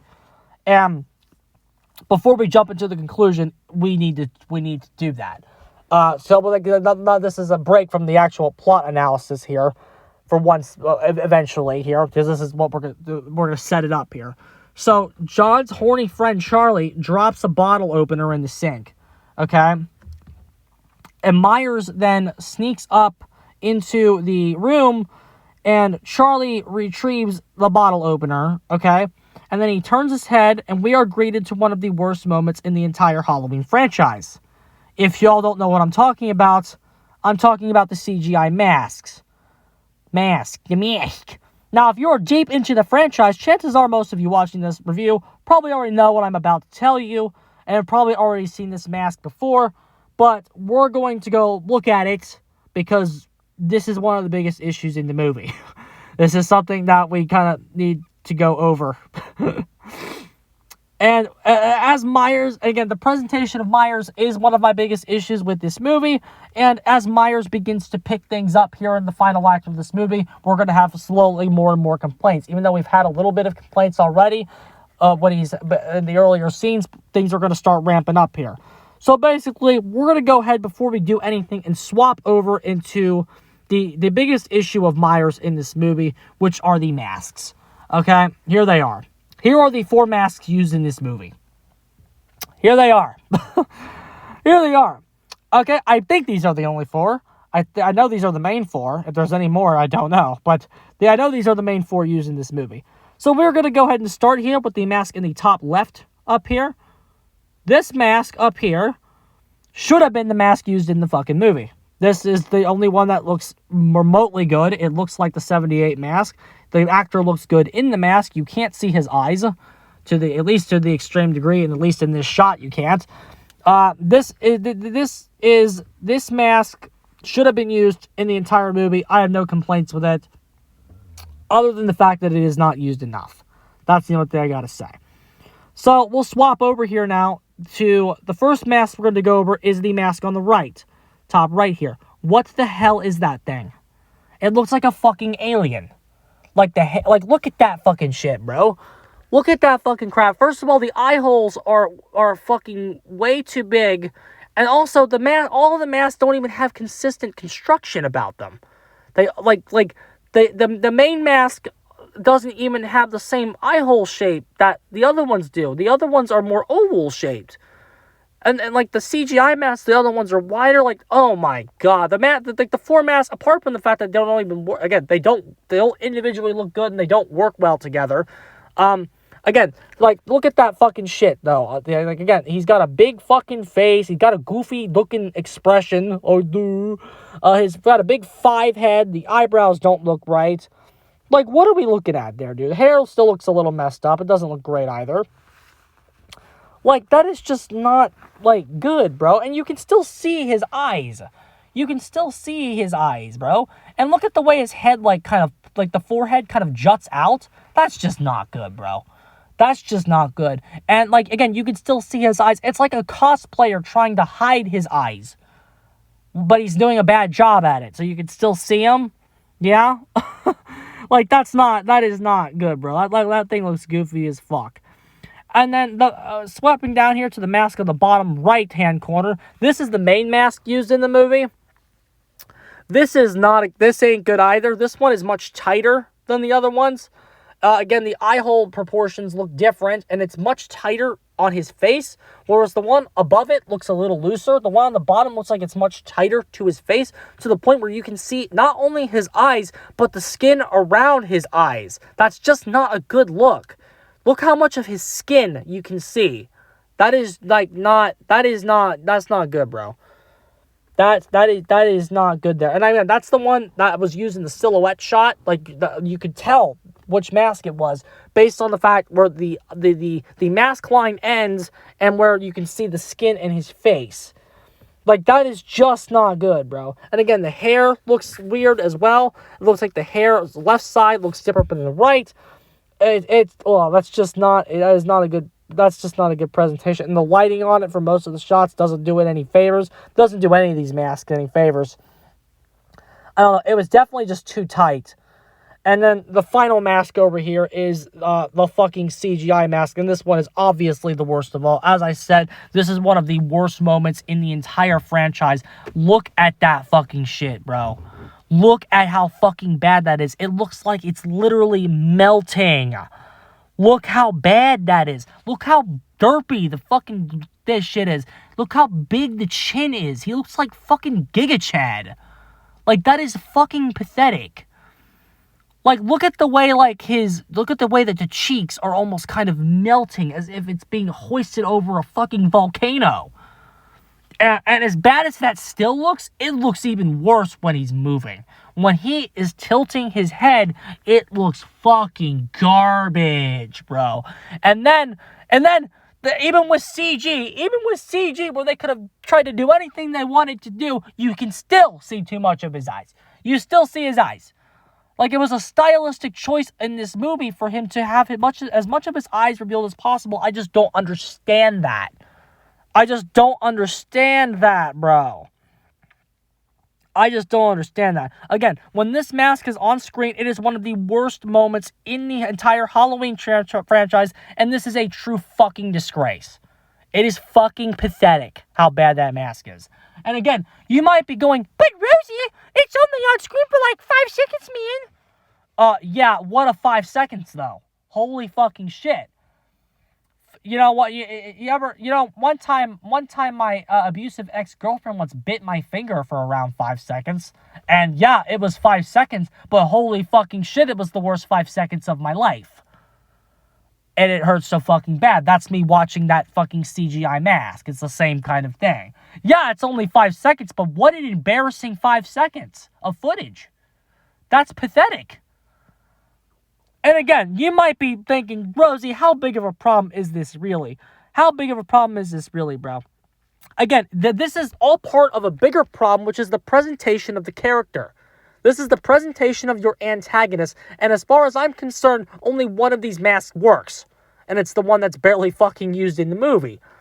Apart from the CGI mask, the one that works is the least used one in the film. This is a bigger problem regarding the presentation of the character. Myers is a character whose presentation is super important. It's super important. Again, so like the other 3 masks there are truly atrocious. They can ruin shots, they can ruin the atmosphere, and they can ruin the meaning and kill the vibe of anything they're a part of. Just, if you want to see that in action, just watch fucking Mandalorian. See what Baby Yoda does and kills the tone. These masks can kill the tone, atmosphere of anything that they're a part of. It's not good, bro. It's not good. Like, you can't. You just can't. It's just not good, bro. It is just not good. So, returning out here, yeah. They can just straight kill up anything they're a part of. And again, like, you may think that again, like I said at the top here, you might think we're just giving Rob Zombie so much little brownie points for how much he, in appreciation and brownie points for the way he designed Myers, for the way he used Myers in his shots, for the way he framed Myers, for the way he made Myers the centerpiece and used the framing to encapsulate his size and portray him with a frame, like in the frame, to display his dominance and his physical superiority over his victims. Like the way he did that, there is nothing like that happening in this movie. There is nothing like that happening here. Zero. Not one thing. Again, like we also said at the top, it is amazing how many of these movies get this wrong. It's amazing how much movies get this wrong. And again, when that element is not there, the entire effect and illusion can fall apart. Myers, from his very inception, is a character that was made scary through film technique, through sound design, through cinematography, through the way he moves and is presented in the frame. So it turns out when all of that shit is not there and is lacking, the movie can suffer very bad and very hard. When he looks like an alien or a monkey, the tension can dissolve away just like that. I can't snap there or I would. It can ruin anything it's a part of there. Seriously. And I think that's a very big issue, and it makes you not even want to see Myers on the screen, because you don't know what fucking mask it's going to be, and you don't know how goofy he's going to look. You don't know how goofy he's going to get in the shot that you get. And and when you're worried about how bad it's going to look, that's an issue. Massive, massive issue. So, that big spiel over, you get Charlie's girlfriend, Sarah, goes back into the room and finds Charlie's dead body in the elevator shaft, but his throat is sliced, and then, there was already one throat slit in this movie, and then he kills Charlie off screen. So Myers then appears, corner her, and gets into this elevator thing, and ends up stabbing her, causing her to throw this thing that, like, the way it's shot kind of looks like it's calling back to the Halloween 5 laundry chute sequence, which is cute. That's the best part of that movie. And when the elevator that she's in kind of rises up, she kind of is trying to crawl out, but she can't because Charlie's body is, like, making it hard, and she's obviously stabbed and incapacitated. But Myers then cuts the rope, causing whatever's hoisting the elevator to then drop, and it then crushes her leg. Okay, so now she can't walk and is really incapacitated, like there's bones showing. So, like, she's fucking screwed. So Myers then fucking figures out where she is, pinpoints her location, and stabs her, kills her, completing the second on-screen kill of this movie at the timestamp of 1 hour, 1 minute, and 20 seconds. The second kill of this movie, when Myers stabs and kills Sarah, is 1 hour, 1 minute, and 20 seconds into the movie. That is a problem. That is a problem. And here's the other major issue in this movie. Not counting credits. I don't know how long the credits are, but counting the credits, the runtime of this movie at this point, there are 25 minutes left. 25 minutes left. That's not good, bro. If you'd like to compare that with the original, which is the best paced movie of the franchise, Annie dies at She dies at 50 minutes and 4 seconds into the movie, with 35 minutes of runtime left in that movie. Like, Annie dies at the 54-minute mark. Now, of course, there's some... go ahead and... Let me get back to my other one here, because I have the actual timestamps here. So I'm at this part. Okay.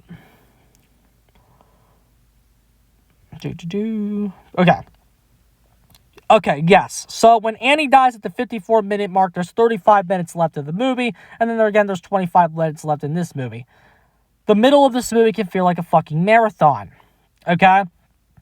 Middle of this movie can feel like a marathon.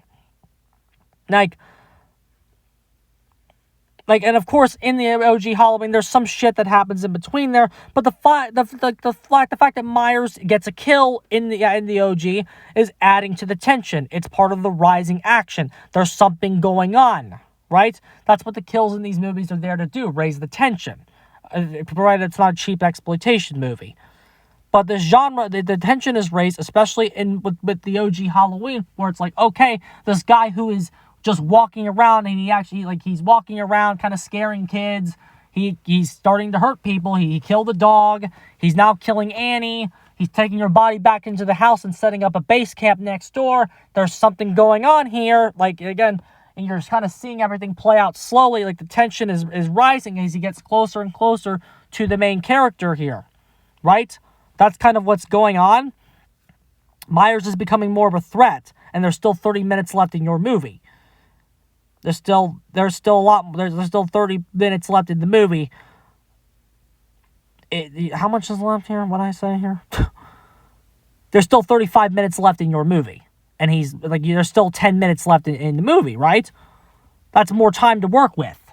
It may not seem like much, but it is. There's more time to work with there. Much more time to work with. The fact that Myers gets a kill, and it adds to that shit, bro. So basically, and again, there's nothing happening in this movie. The character work in H20 is good. It is good. That's certainly not to say that any of that needs work. This is some of the best character work in the entire franchise, and is significantly better than the 2018 trilogy. Significantly.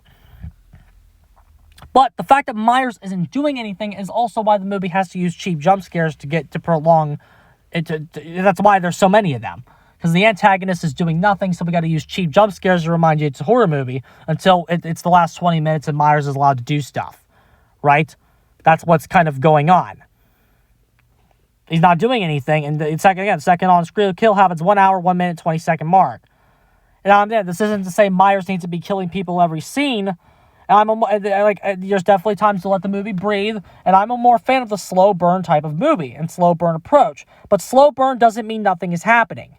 If anyone anywhere says, like, a movie like Joker, nothing is happening, you can kindly go fuck yourself. Joker's a slow burn.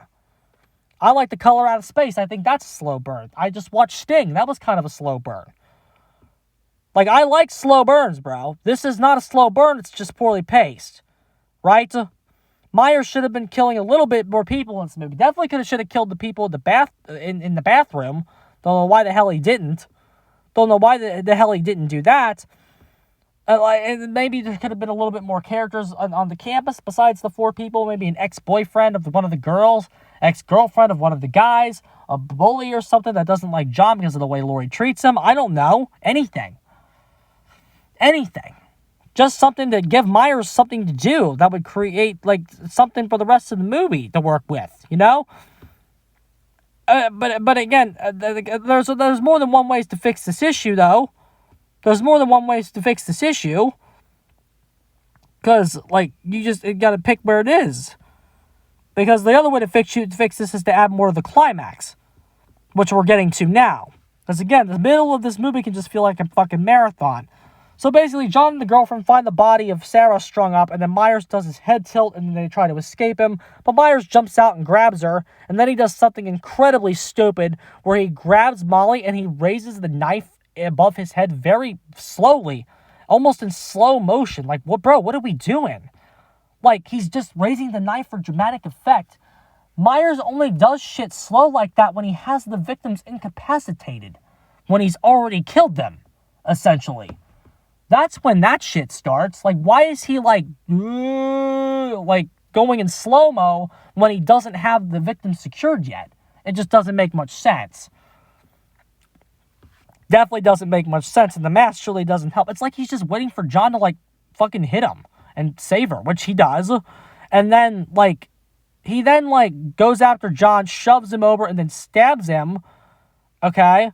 And then Molly saves John. Like, there's nothing ninja-like about what he just did there. Wasn't good. It was not good there.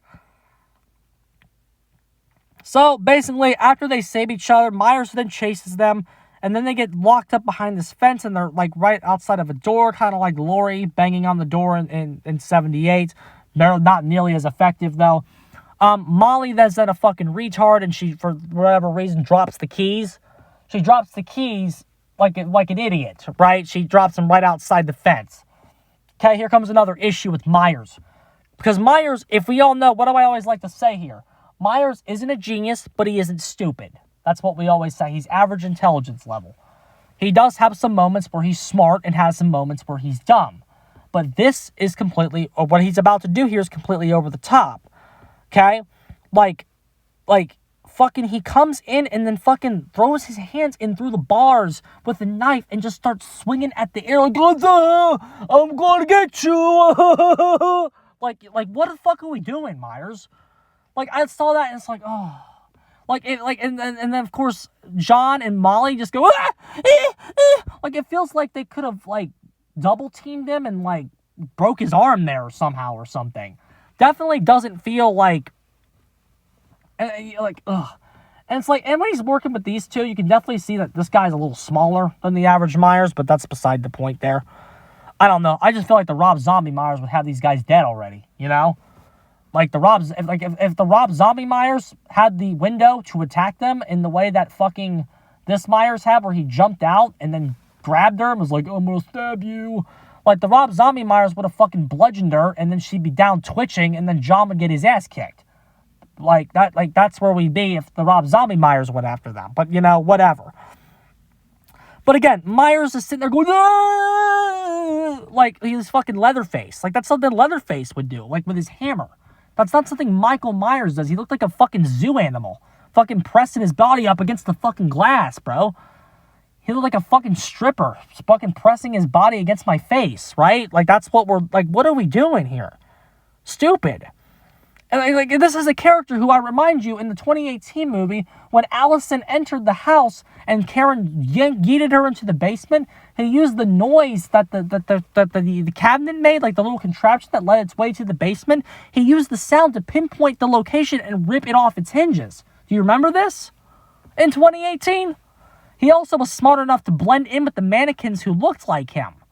Like, he noticed the mannequins looked like him, and he used that to blend in the background. He's smart, like, what are we doing? Like, the character, again, he's no Moriarty. That's not what I'm saying either. He does some stupid things sometimes. Like how he, like, dropped the knife right in front of Laurie. Right? Like, he, or like, he like, I know, like, what other shit has he done that's fucking dumb? Like, when he stood there and just let the car hit him in 4? Like, he's done some stupid shit, too. Or, like, when he just drove around with, like, he does some stupid shit, too, bro. Or he fell for Loomis's very obvious bait in 5. Like, he does some stupid shit, but he's also not stupid. Very average intelligence. But basically, again, if I was re-editing the movie, I would have completely cut that sequence out. Because as soon as Myers realized that's not working, he does what he should have done initially, which is pick the fucking keys up and start unlocking the door. He unlocks it. Laurie and Will yeet the two into the room, and then Myers and Laurie see each other for the first time in this movie. Myers and Laurie see each other for the first time in this movie, bro.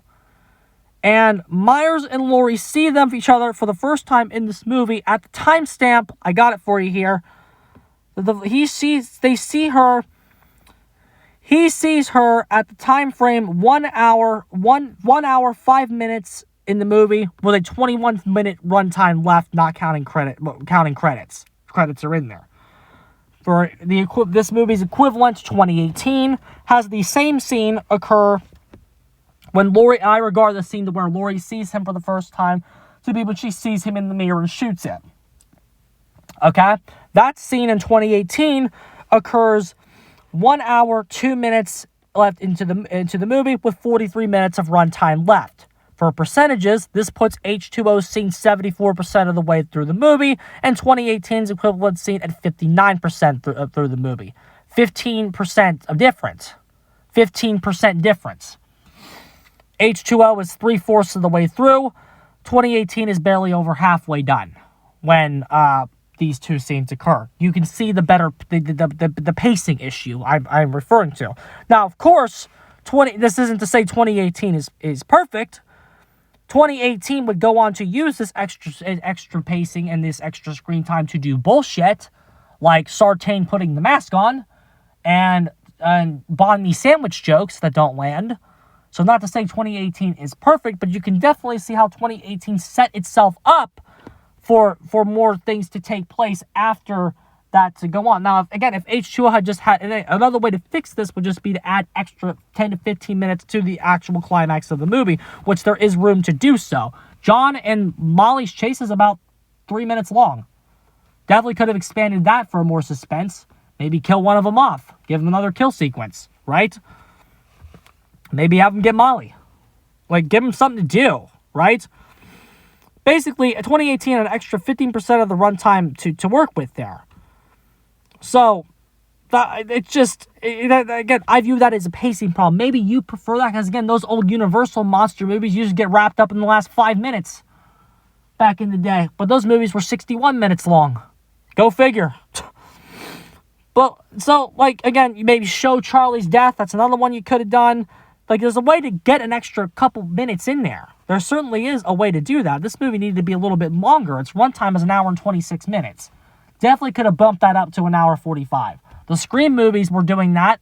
Every Scream movie is like 1 hour 45 minutes, 2 hours long. This movie could have definitely added 20 extra minutes to its runtime. But something like that. Again, the only character work I would change is just restructure some of the dialogue. It's this last kind of shit that needs work. So basically, when they get into the school, Myers ends up getting in through the window, and you can tell based on the curtains blowing, which is reminiscent of 78, how he got in as well. Basically, summarizing here, Will wants to help, and so he basically just fucking shoots. He grabs the gun from Lori and shoots an incoming LL Cool J. Poor LL Cool J. So basically, they grieve for the fact that they shot LL Cool J after they barricaded the kids out. Like, Lori had barricaded Molly and John in the room and said, stay there, do as I say, i.e. Tommy and Lindsay, right? Before this. But then they shoot LL Cool J by mistake, and basically Myers uses that opening to then come up and stab Will and lift him up, i.e. the nurse in Halloween 2. Cute little callback there. And Lori runs away. Myers tracks her to a door with blood on it, which he breaks down. There's nothing there. Lori tricked him, and then she whacks him in the head with a fire extinguisher, and then yeets away, right? And then you see her go to the next door and tell the Molly and John, it's me, open up, we need to go, etc., etc. But it's like, so like, all that's fine, and you think there's nothing left to say. But if you're actually paying attention to Myers, you're seeing something incredibly stupid happen. Myers is sitting there after he got whacked by the fire extinguisher on all fours.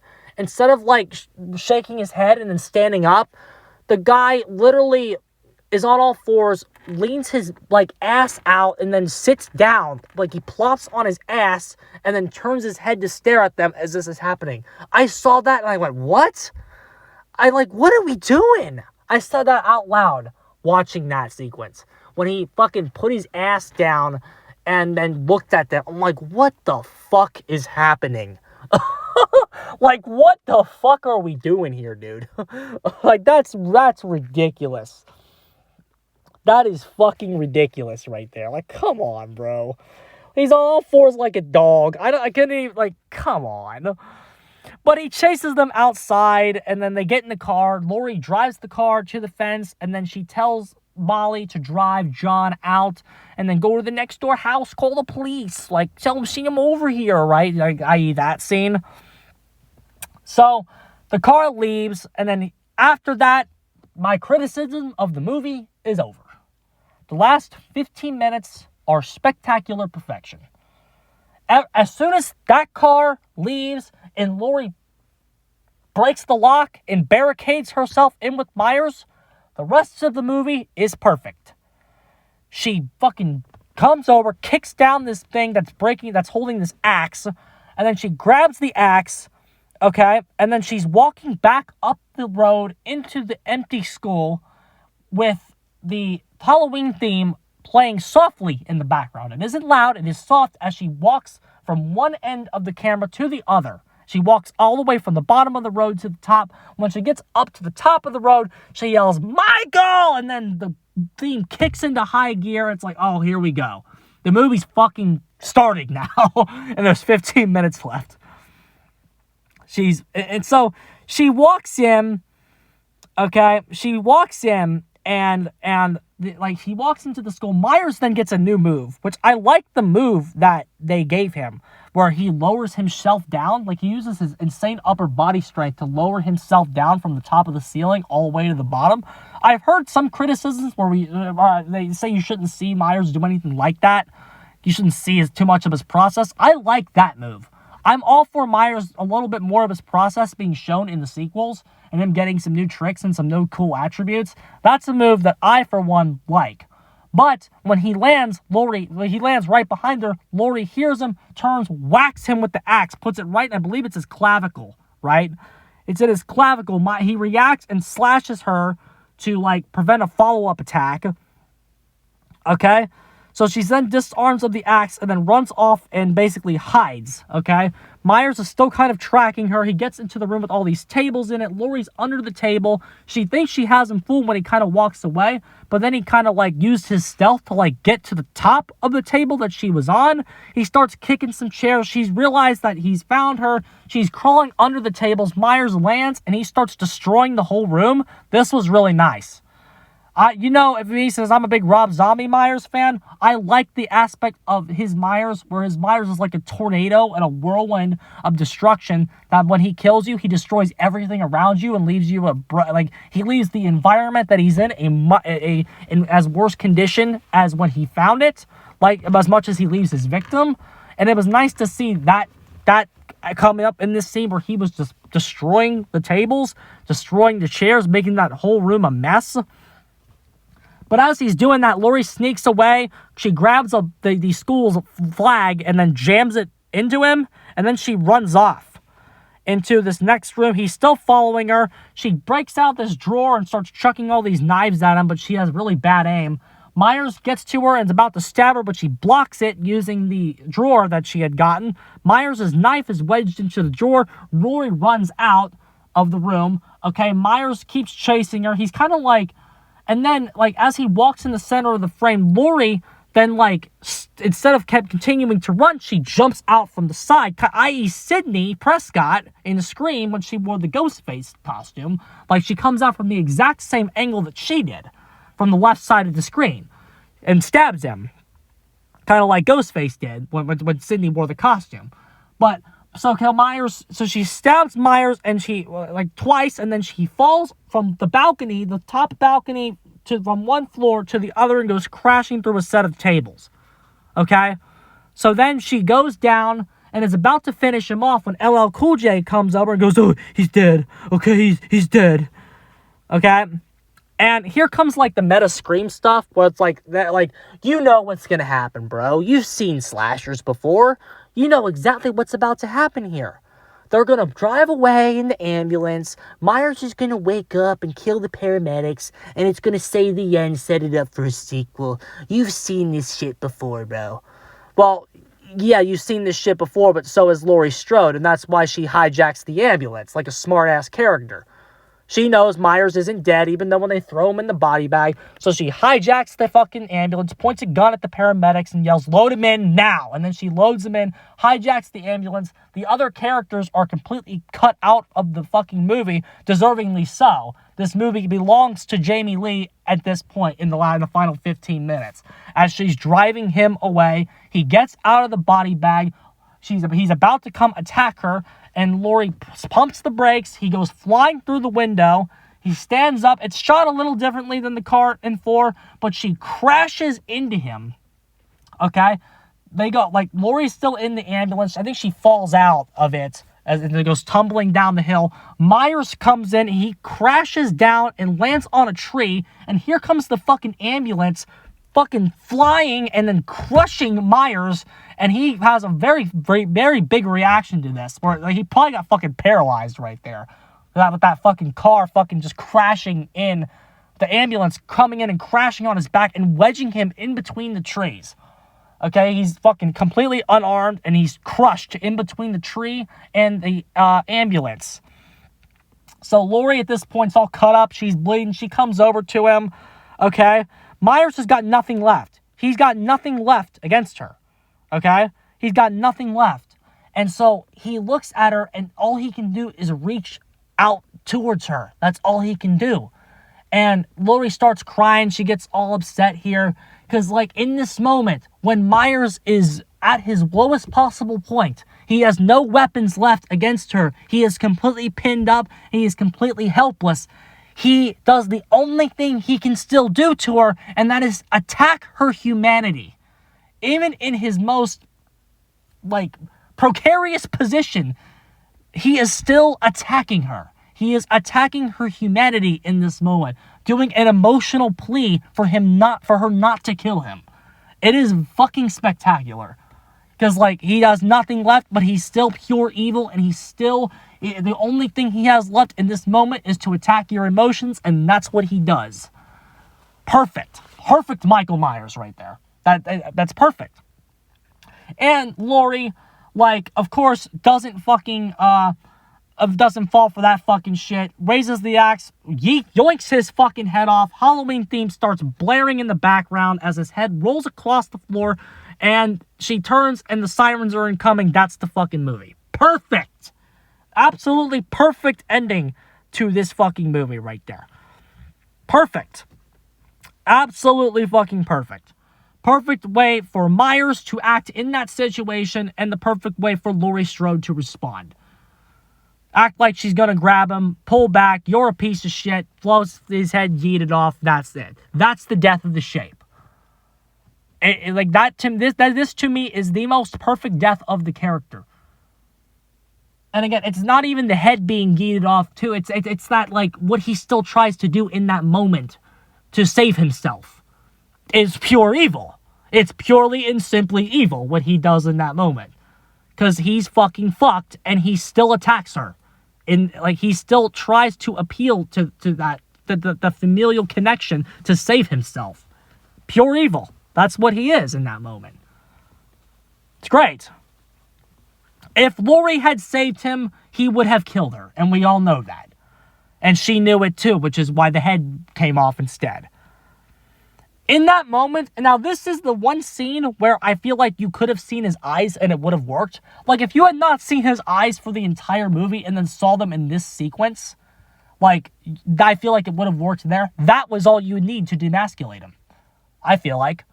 Where it's like, he walks around for 7 movies as this supernatural force. You don't see his eyes. The blackest, like, they're going back all the way to the OG Shape from 78. The blackest eyes, the devil's eyes, right?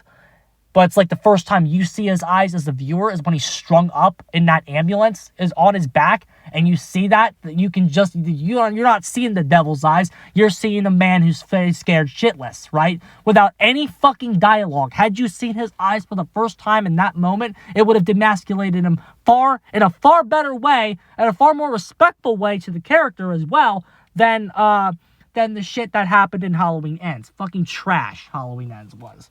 And you get a sense for how horrible that death scene was in Ends when you watch this. I didn't get that sense that the death in Ends was trash until I watched this. Because it's the same 2 characters, and it was just done in a much better fucking way here. Way fucking better. Ends is trash, Corey Cunningham is shit. And it's just fucking brilliant, bro. It's just fucking brilliant. Excellent shit. Excellent stuff. Resurrection to me is a non-canon entry in the series. It is fan fiction. I have not watched Resurrection in over 10 years. I will be watching it again probably for the first time all the way through. I think I watched like the first half of it one time on AMC Fear Fest, and then I think I watched like the last couple minutes of it one time at AMC Fear Fest, and I've read plot synopsises and I've watched reviews of it. I didn't see that trash all the way through. Garbage. Non-canon sequel to me. This is the death of the Shape. This is how Michael Myers dies. And the fact that, like, it didn't happen like that is kind of a problem. Whereas if you know, in Resurrection, it's revealed to be a fucking paramedic that she kills in this movie. And, like, it doesn't explain why the paramedic acted like Myers. Doesn't explain why the paramedic fucking was about to attack her when she crawled out of the body bag. They do say his throat was crushed and that's why he couldn't talk. But, like, Doesn't explain why he didn't try to take the mask off. The very first thing Myers does when he realizes in the situation is feel his face. He feels his face. That's the first thing he does. He doesn't try to take the mask off. Doesn't try to do anything that a normal person would do to try to save himself. Doesn't do anything. So, like, what's the fucking deal? Obviously, the paramedic storyline is fucking retarded, but, like, they couldn't kill him. And what do I mean by that they couldn't kill him? Here's an actual quote here from Wikipedia that I'm about to read to you here. Like, when I say they couldn't kill him, they couldn't kill him.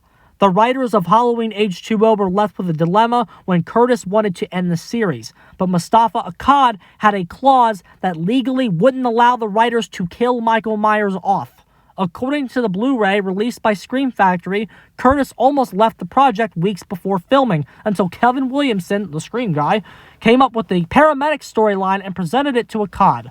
Curtis finally agreed to be a part of the film under the condition that no footage hinting towards a sequel would be presented in the film, and then the audience would believe that Michael Myers was dead until the inevitable sequel was announced. Halloween Resurrection's first shot of Michael in the paramedic uniform was filmed the day after H2O's principal photography ended, according to H2O's editor Patrick Lussier. There you go. The paramedic storyline was penciled in before shooting the fucking movie.